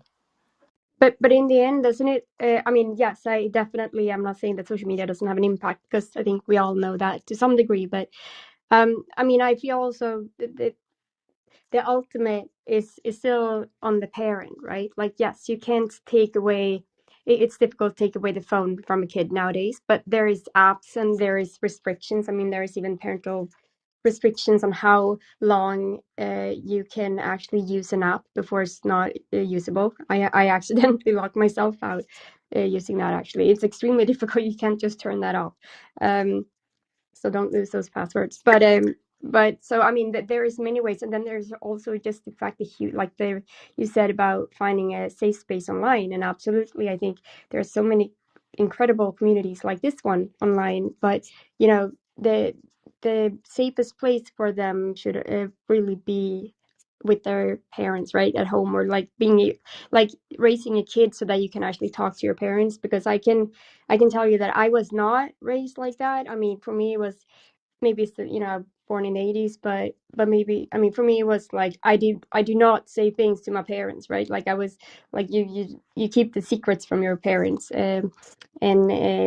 and I think just raising kids in a way so that you can actually talk to them about things, that is also important to be aware, to be there. Yeah, I love that you said that, right? And I don't think that that changes, right? Like, that is technically puberty in a way where it's like your parents aren't the arbiters of taste for you, people that are your community are.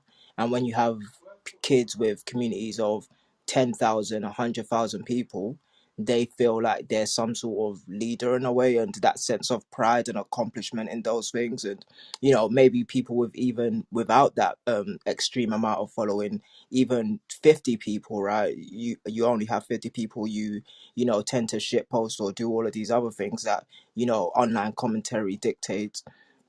And the reality is that your regardless of whatever your parents say, and if your parents take away your phone, they're taking away your lifeline to community, regardless of who you may be online. So, and it's not as easy as, 1 2 3 snapping your fingers and then saying, oh, you can't go on this when you go to bed, because as soon as you wake up, you're gonna be on the app again. So there's a lot more at play, and this is why, like, it's such a nuanced distinction when it comes down to how kids interact with their phones, considering it's such a powerful device. And being a parent is like, you generally have to be like someone who's very well in tuned with tech. And that's what this generation, new generation, is Gen Y and Gen Z. So it's created more so for with us in mind, but understanding that, like, you can't, that you are part of these communities. And you know you I don't know how you can even tell your kid, oh, be a part of this community, but it's boring and safe, and kids want to be dangerous. Like, let's be real, like, so yeah. Well, my point was going to be that, I feel like with social media, because it's digital, you have metrics to say it. That it's kind of like if you rewind in time before that, how else would you be able to tell apart from like, you kind of can't compare. But part of me kind of feels like, as much as it might exasperate it, if you really think to yourself when you're the ages of, what was it, 13 to whatever and 19, like that was probably when I was the most depressed too, just because that's just the time where you're figuring yourself out. That yeah, it'd be interesting if you time traveled and was like, I want to compare over, the strings of time now versus before, how you would even be able to quantify and measure that. I think it's even interesting that we actually value that metric now, because in the 2000s nobody valued that metric. And people, like parents, especially immigrant parents, would tell you to tough it out, whereas now we understand how important that depression scale or whatever it's called, the mental health scale actually is useful for children, especially, right? And that influx of hormones, it creates a real temperature check for you, and understanding that these kids need more work than less work. So as much as they want you to be less hands on, the way in which that they interact online, it tends to be more you need to be more in tune with that, and they just need to be more savvy as well. So it's more so teaching them much like sex ed, it's like there needs to be a tech ed.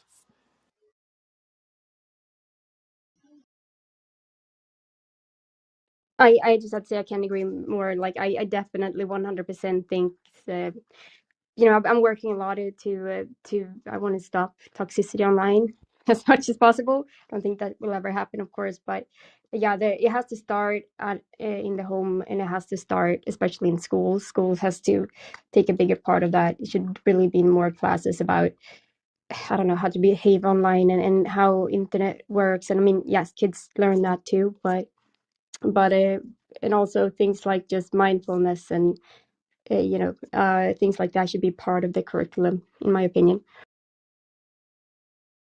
Problem is, they're not even teachers know that. I mean, a lot of teachers, they're also clueless, right, when it comes to the internet. So knowledge is key.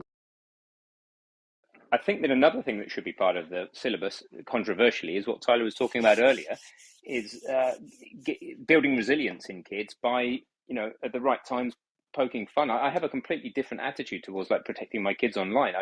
I'm more interested in whether their character, how their character would interact with whatever they come across, and whether they would choose to continue to engage in that. I'm pretty confident that they have the character to engage appropriately, regardless of what the content is. I don't feel I have to put any restrictions on any devices, but on the other hand, I then have to take the risk of being pretty adult with my kids, regardless of how young they are. So it's still an experiment in progress. They're 8 and 13. We'll have to see how they turn out. But they haven't killed anybody just yet. But it's interesting to think about how the kids' character, what character you imbue in them, and how tough they are, and how certain they are about themselves, how early, how self-aware, etc. It's quite a nuanced topic, I think.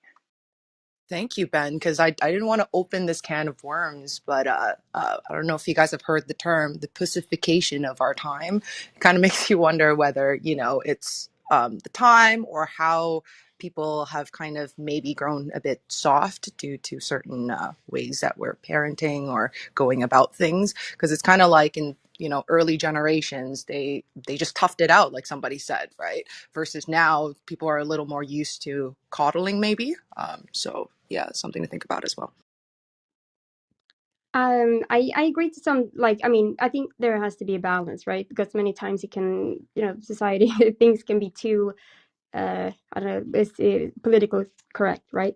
I mean, even South Park makes jokes about that, but I think, I mean, there's even studies now, right, that shows that toxic behaviors online, or when you just read something that is toxic against you, it actually hurts. I mean, they've done studies now. I don't remember. I'll try to find it.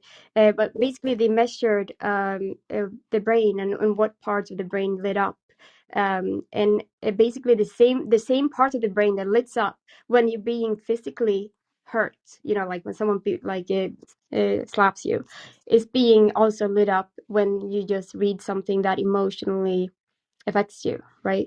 So I mean, even if it's easy to say that it's you just have to toughen it up, it doesn't mean that the body actually works like that, is what I'm saying. I mean, there's also the Well, I've seen a boxer be punched in the face, and I've seen people who've never fought before being punched in the face, and there's a big difference in their reaction to exactly the same stimulus. So their response to the same stimulus is quite different, right? Somebody who's been used to that actually seeks it out, does it as a sport. I hate the idea of anybody being punched in the face. Horrible thought. But if you take somebody who has been lots of times, then it's not a big deal for them. Somebody who never has, it's pretty much a disaster. And if you're saying that physically there's a similar reaction in the brain with verbal abuse, then again, how do you train yourself to take verbal abuse? To Tyler's earlier point about the kind of Irish culture, Yeah, you have to maybe highlight it's not by avoiding it. As Io's picture is right there of Will smacking Chris in the face. I wonder how he felt. Yeah, so one thing about the brain injury aspect of that, Ben, though, is that there is a certain threshold after which point there are critical failures in brain structure. So there may be an analogous limit with certain forms of other abuse or other trauma responses. So it may Absolutely. not, yeah. Exactly, but the solution to becoming able to defend yourself isn't to completely avoid violence, but is to seek it out in a controlled fashion, taking yourself close to those thresholds, but not damaging yourself, right? But somewhat inoculating yourself. If that's the solution to that, then maybe there's something somewhat analogous is the word I'm looking for in this field, and it does play back into this whole debate about Chris Rock and Will Smith and these parenting styles and the response to kids. A kid's response to the stimulus that is the online world, which could be any stimulus you can possibly pick. I'm more with Stephen Covey. Between stimulus and response, human beings have the unique ability to choose, and we do have this tiny gap in which we can choose how to respond to stimulus. And I really think that most of our effort should be going into understanding how to create enough tiny space between stimulus and response that we can choose how we respond to any given stimulus. That's taking ultimate power into our own hands, I would say. Anyway, just a thought.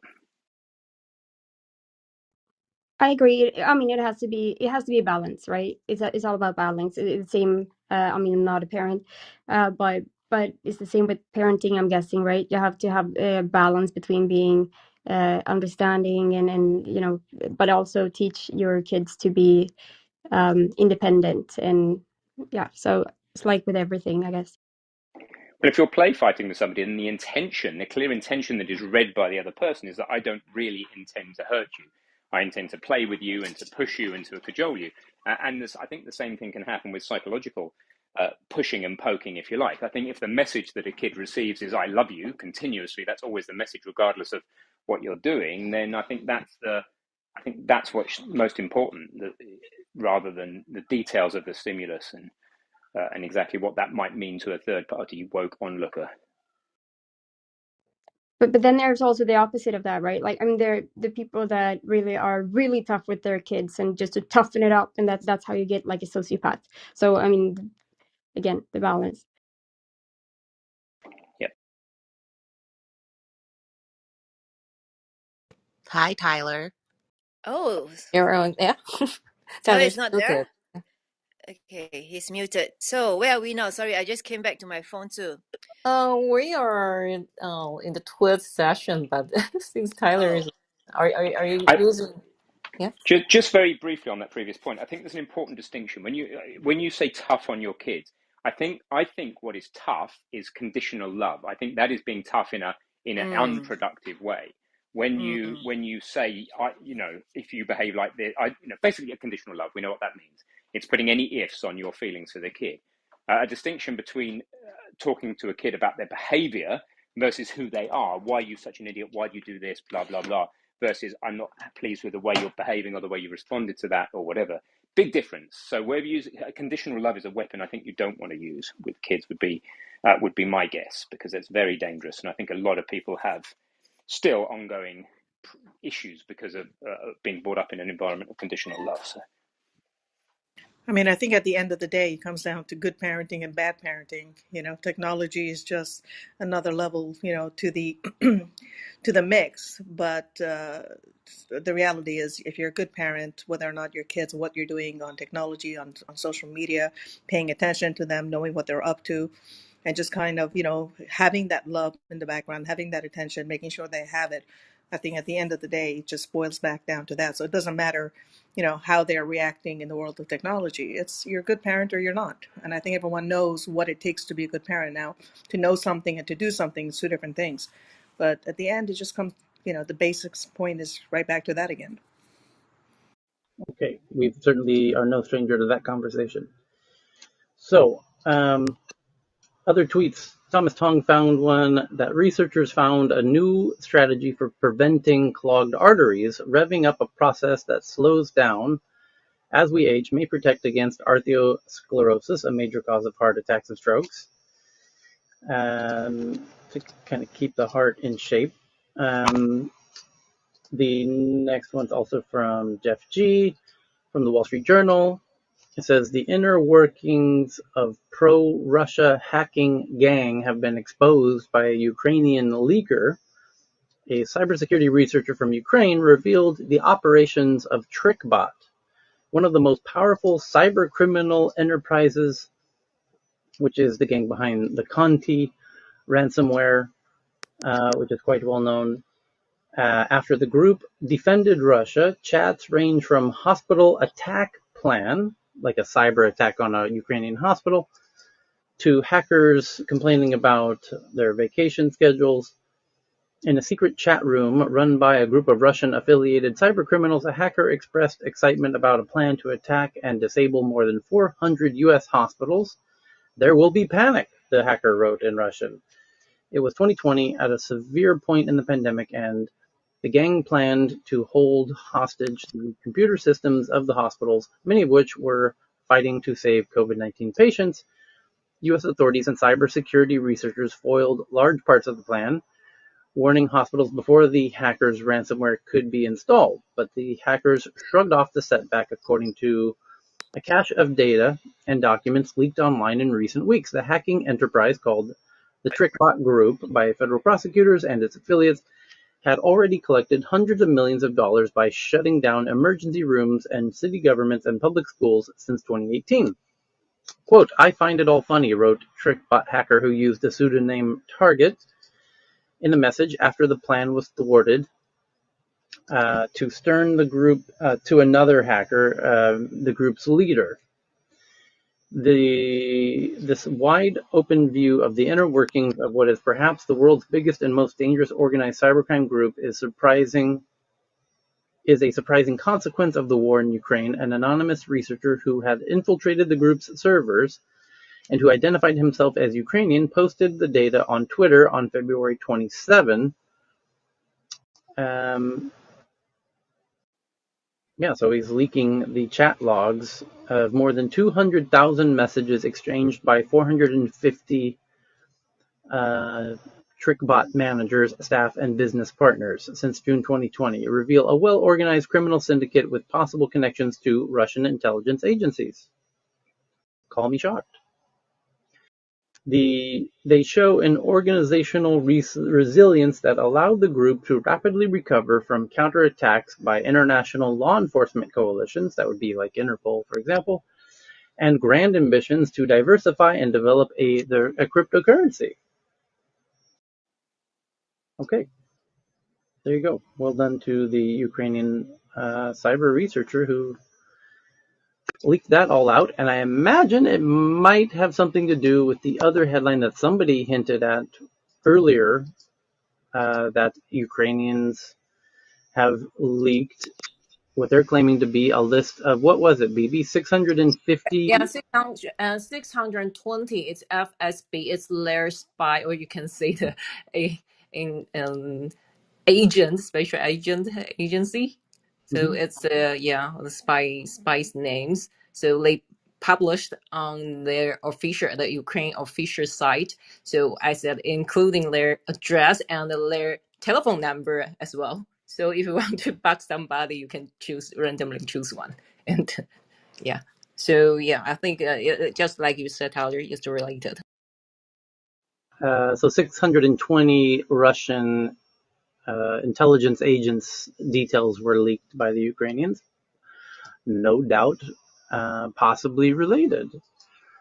The next article that I have is from May, that a school in Dubai now accepts Bitcoin and Ethereum for tuition fees. Dubai continues to be at the forefront of the global cryptocurrency adoption, with the latest example coming from a local school. And the next one's from Evan from CNBC, that Bill Gates and BlackRock are backing a new startup, which is behind thermal panels that make water out of thin air. Source Global is a climate startup that uses hydro panels to produce clean water out of thin air. Is backed by Bill Gates and BlackRock. Fantastic. So now you no longer have an excuse to not take control of your own water supply. And you could, if you have ample energy. if you have enough energy. I think this one's solar. Yeah, if you have enough solar energy in this case, because I think this one is Do you solar know powered. anything? Does it say anything about the relative humidity delta, I'm like sure it kind of like does. swamp coolers work in dry areas? How Uh-huh. does this work? I imagine it's going to need at least 25% humidity, is my guess, as most of these do. But the and that's pretty reasonable for most places in the world. But there's another interesting bit, which is if you have like the Swedish orbital systems shower recirculator, you can shower on 2 liters of water. So it cleans the water constantly as you shower. It goes down the drain, it goes through a pump, and it cleans it and reuses it. You're constantly repumping 2 liters of water, and you can do a 20-minute shower in 2 liters of water. If you combine those two things, a water atmospheric harvester and a recycler, you can really take control of your own water supply. Yeah, there's a little bit of cost, but if your water ever gets shut off for any reason whatsoever, you'll be really, really, really, really glad you have your own water supply. Like really glad, because you can go many, many, many, many days without food. You can only go about 3 days without water. So, But are those potable water, the one that you say the 2 liter recycling, are they cannot be drunk, right? It's only non-potable, right? right. Well, I know that's a good question. Can orbital systems water be, is it Consume, drinkable, consumed? No, I don't think it can be. right? You can often make water more potable with the with UV exposure. So yeah. Yep, I just pinned an article on top. In Singapore, what we are trying to do now is to install rainwater harvesting system on top of the public housing. For a start, about 90. I mean, for new projects, we are already doing it, but for old houses, we are also installing it so that. But these are non-potable water. It's more for cleaning purposes because in Singapore they like to clean the roads, right, and the walkways. So we are doing that. We have lots of rain in Southeast Asia, so. Okay, so next one is from Eric about, it's a YouTube video about a input knob with haptic feedback, introducing the Smart Knob, an open source input device with software configurable end stops, etc. And so you can feel the knob just like you can feel the haptic feedback in your phone. And haptic feedback is going to be coming to all kinds of devices and touchscreens in the near future. It's a really cool addition.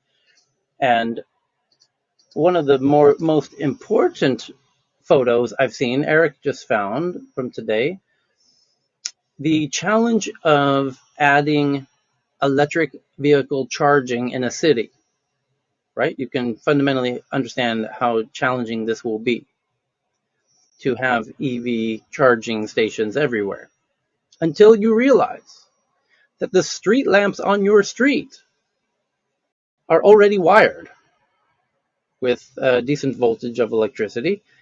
And this photo that I just retweeted to the Tech News Twitter account at TNATW, I just retweeted Eric's tweet about a lamp post somewhere in England that Yeah, they've has. been using these in London for some time, by the way, Tyler. These lamppost chargers. It's a pretty successful idea because you can a lamppost, as you say, has plenty of power. And the real winner is that previous. Well, they're not. It's not plenty of power. It's not plenty of power to fast charge an EV. But if you take an old lamppost that was a sodium light, for example, you take that bulb out and put LED in, you save yourself hundreds and hundreds of watts. Maybe if you of the order of 1,000 watts, and then that is enough to trickle charge an EV very successfully overnight. So you don't even need to upgrade the supply to the lamps, and it's just in the right place for the cars that are parked near it. Sorry to hijack the thing. Sorry. Oh, you're making the point beautifully, which is that it's already there. You just need to cut a little interface input into it and add a kind of a connector to the EV, kind of standard connector. And now you don't have to lay cables all over break open the concrete and shut down the roads and rip up the sidewalks and everything else. Take advantage of the cables that are already available to the degree that you can, as the shift to EVs is going to be fast and furious. It's going to be hard to keep up with it, but every bit helps, and this is certainly falls in that category. This is going to be tremendously helpful for a lot of people who I live. saw some designs not in for deployment yet, but with the solar panel as well. But the design is for scooters, so not for the design I saw is for scooter, but it also can be combined with the solar power as well.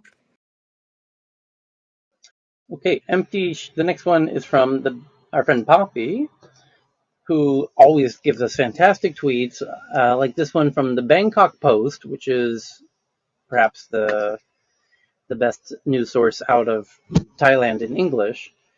And the Bangkok Post headline says, "Empty shelves and anxiety as Shanghai COVID-19 cases surge." Shanghai recorded a steep climb in COVID-19 cases Tuesday as spreading anxiety in the Chinese city of 25 million people prompted panic buying, which is clearing store shelves, reportedly. Millions endured a second day of lockdown after authorities effectively split the country's biggest urban area into two, with residents of the city's eastern half confined to their homes for 4 days and subjected to mandatory testing. Quote, "After being unable to grab my groceries this morning, I went back to sleep, and all I dreamt about was buying food at the supermarket," one user wrote on a Chinese Twitter-like Weibo platform. "I'd never have thought that society today would be worried over buying groceries."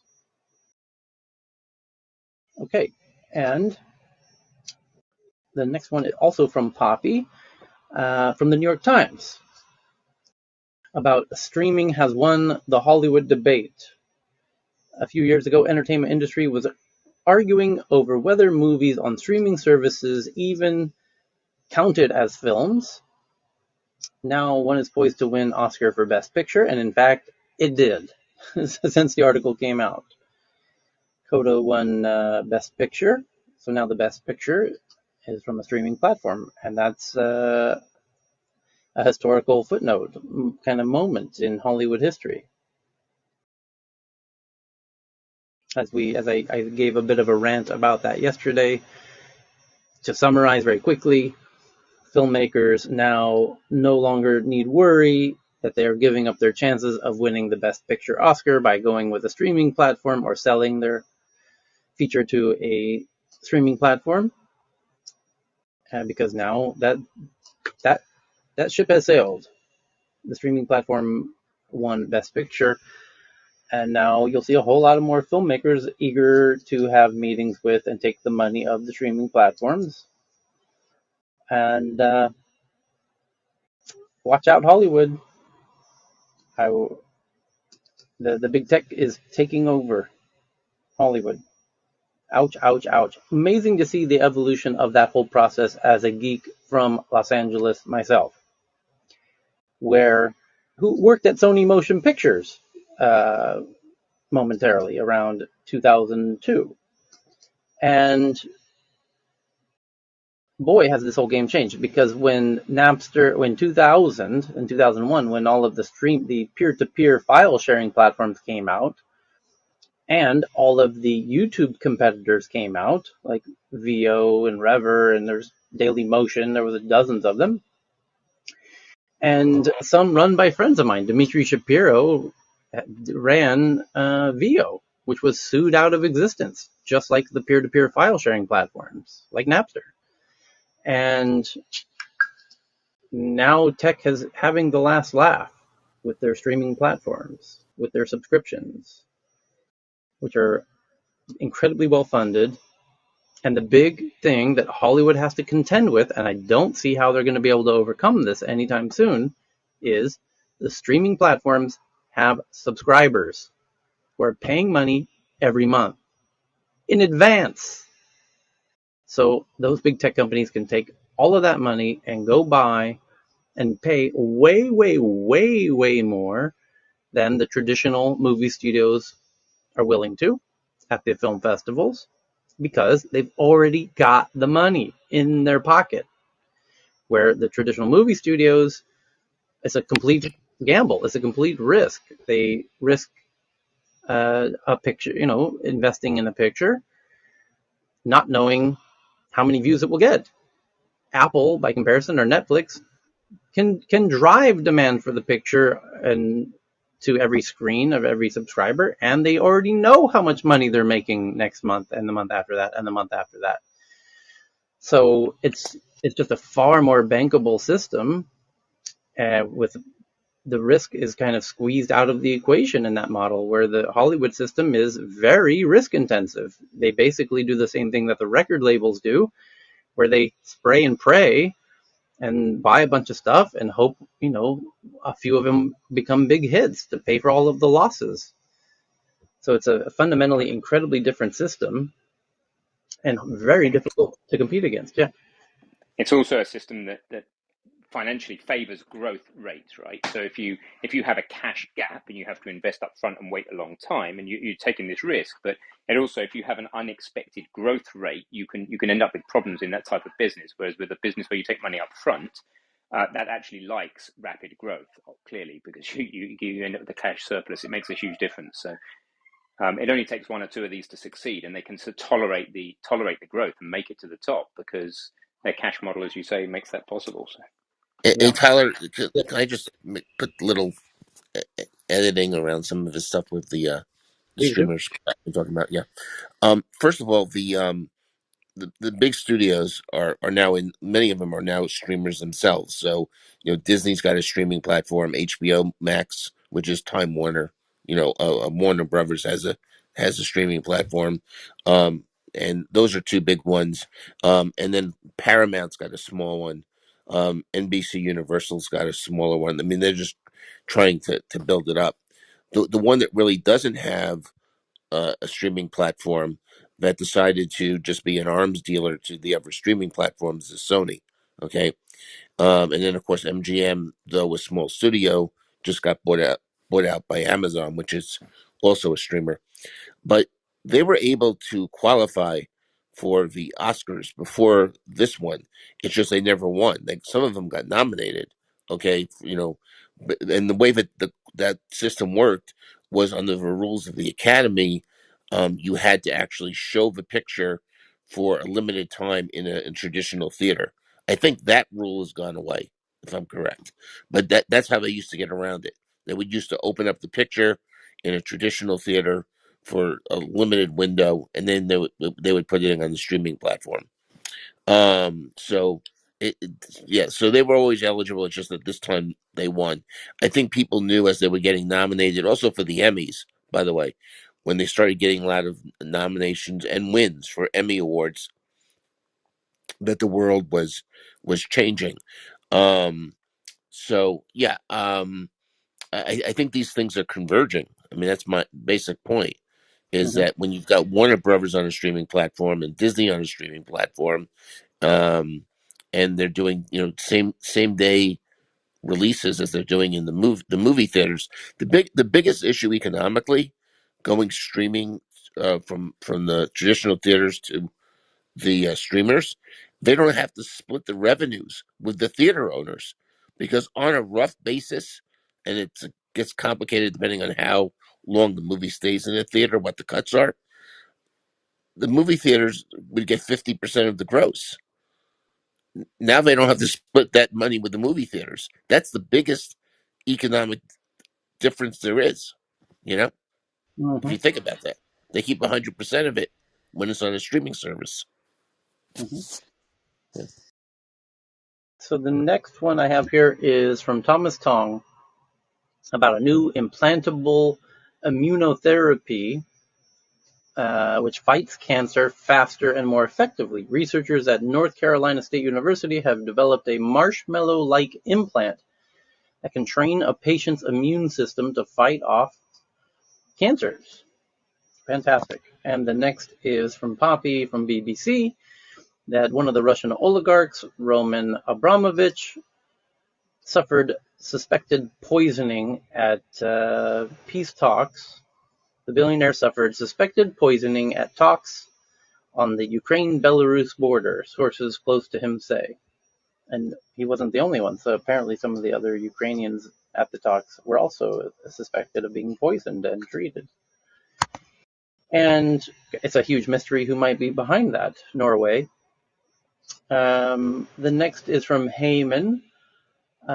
It's from the New York Times. It says a new city built upon data takes shape in South Korea. 44 families volunteered to share data on everything from sleeping habits to trash volume to help developers make a city from scratch in Korea, in the city of Busan. A smart mirror is just one of the devices in the new home in Busan's Eco Delta Smart Village that is collecting data on the residents, and there you go. And that reminds me of a very funny cartoon I saw recently of a young couple that is touring a new smart home and says, "Oh, we love it. How much does it cost?" And the person showing the apartment says, "It'll just cost you all of your bio data as the rent. It's free. It's free to live here. You just have to give us all the data, all of it." Welcome to the future, where you live in All an your data, all your Mhm. data are belong to us. The Google campus, the Amazon campus. We will take all your data. You're free to live. You're free to live, and it's a wild idea. But this article from the New York Times mentions the Woven City in Japan, which Toyota is doing, and other smart city projects. But I kind of agree with this one from Korea that it's all about the data. And there's even a photo of the buildings, the Eco Delta Smart Village, the first phase of the creation of the Busan Eco Delta City, is home to 54 households whose activities are closely monitored to help in the development of a fully smart city. Tyler, did you retweet that on Twitter? I'm going to tweet that out right now. Thank you for reminding me. Yes, Thank you. I did. It's from Heyman, and I will even pin it to the room. There you go. Are we ready to live in smart cities? Once the No. once the 3 to 5 year experiment is over and the city becomes more fully occupied, we will no longer study the info, but the technology in these homes will be the same. All of the current tenants know how important it is to provide this information. With all the data we collect through the smart village, we can build a smarter city.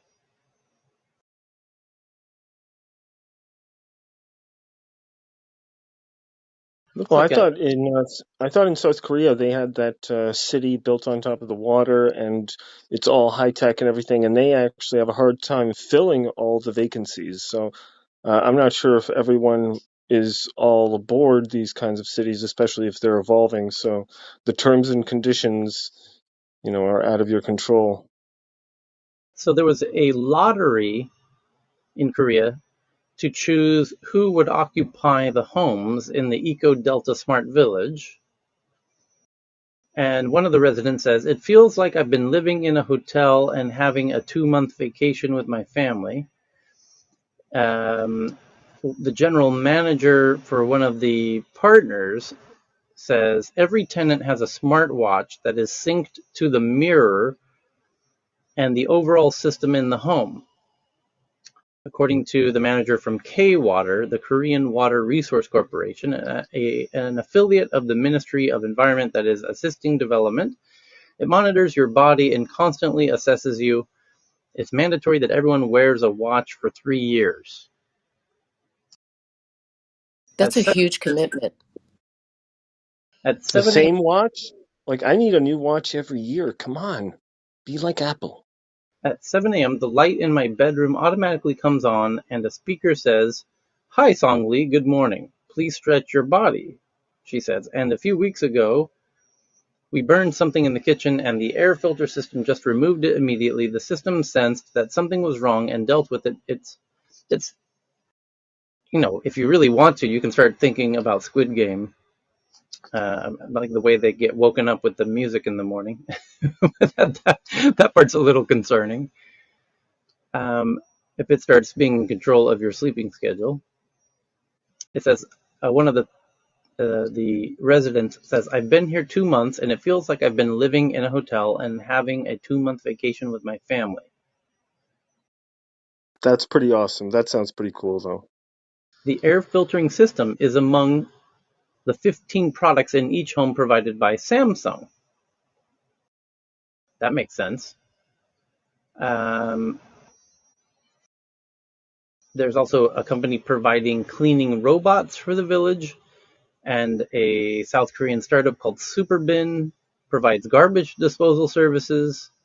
K-Water is a major player in the development and is using its latest technology to not only transform the wetlands, but also to use the water in the Nakdong River for hydropower, drinking water, and other usage. The hydropower will energize everything from homes to streetlights to sprinkler systems in the planned public space. That's clever.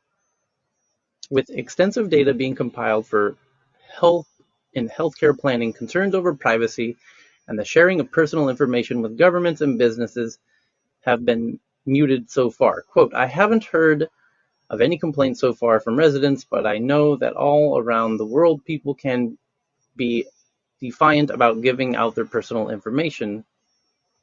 Nevertheless, he says, a committee is drafting privacy guidelines and all of the info is encrypted. At first we thought moving in here might be a challenge since there's not a lot of infrastructure such as subways or bus stops, and it's hard to get food delivery, but it's been so good for me. My sister and particularly my parents to learn the technology and get used to it. After all, this is the future. So it ends on a rather upbeat note, but the homes look quite nice. They're all solar. I'm curious to see how they'll link that and if whether or not they'll create an ecosystem because I could see buy-in if you said you have a smart home that'll assess your behaviors, your psychological output, and then potentially that'll tell you exactly where you should go for the day, or maybe perhaps that data's, fed to your doctors, and then we can leverage that data set to provide a more encompassing healthcare experience. It would be interesting to see what their long-term trajectory for this sort of data will be. I think if they then paint that out properly, you have a tool for sort of spelling the story of why smart cities are more effective for everyone moving forward. Couldn't I they? just wonder what you would call such a system. I think Raised by Wolves had an interesting name for such a system. The Trust. The Trust recommends that you take a walk in the park. I should say there is both a red pill and a blue pill here. You do have the choice of having all this smart. In fact, as we speak, I'm installing a smart blind, another smart blind to, blinds go down at dusk, come up at a particular time in the morning. But there is a way of doing this that doesn't involve giving anything away to other people. And if you're interested, if you're in this room, you might be. If you're in this room, you're geeky enough. It's Home Assistant. I'm sure Mabwana, if he was listening, would be cheering. But look into things like Home Assistant, open source. You control your own data, you get all the benefits, but you don't need to be prostituting your data to anybody else. Yeah, just become an electrical engineer, build your own system. But there are YouTube videos that make it less daunting than that. That's true. I No, re- not quite build your own system. This is almost off the shelf. Like anybody can use it. It's up It's to kit bashing, yeah. yeah, it's getting that way. Yeah. I'll tell you. You bring up an interesting point. I recently had to become a electrical engineer, not really knowing that space so well myself, and I recently had to redo all my own wiring of a resort of 25 bungalows, and with other fun stuff thrown in, water pumps and water heaters and all kinds of random shit. And I have to say, I'm incredibly glad I went through the process, and it's far less intimidating than I thought once you get over the basics. Um, and I feel I have a command of the whole process now. Like I could, if somebody could hire me to do electricity for their home at this point, and I could plot the whole thing out and put in the boxes and all the switches and yada yada yada. So it's So no, zero guests electrocuted to date. yeah, nobody died, and I did shock myself a couple times. I'll be honest, but I have no hair left to lose, so it wasn't. How long did it take you to get over that initial hump? Or perhaps it's not so appropriate to you because you're already technologically inclined, but in general, like the question is, how long do people have to kind of soldier through the boring stuff? My estimate is like 20 to 30 hours. So if you give it that kind of effort, it should, like an honest effort of that length, then it's enough usually to get into it. Did I you optimize the circuitry for energy efficiency? Sure, but more importantly, you optimize for troubleshooting so that you can find weaknesses in the system. So that's essentially the mentality of laying out all of the boxes and switches, so that if a problem does arise, you're able to find it and fix it rather quickly. And it's about being very organized about where the power is going, and it essentially comes from one main source for most people, which is the grid. In my case, it comes from two main sources. I have a solar system and the grid, and which made it a little more interesting.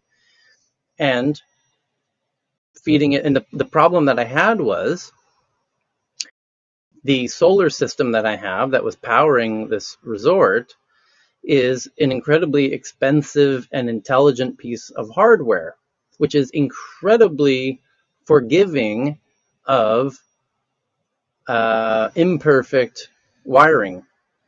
And the city grid, when you connect to it, is very unforgiving. And you must have exact, kind of perfect wiring, or it will short circuit. And so we came to learn that we have very imperfect wiring, and that so I had to go back and rewire everything in a way that was How long very. did that take?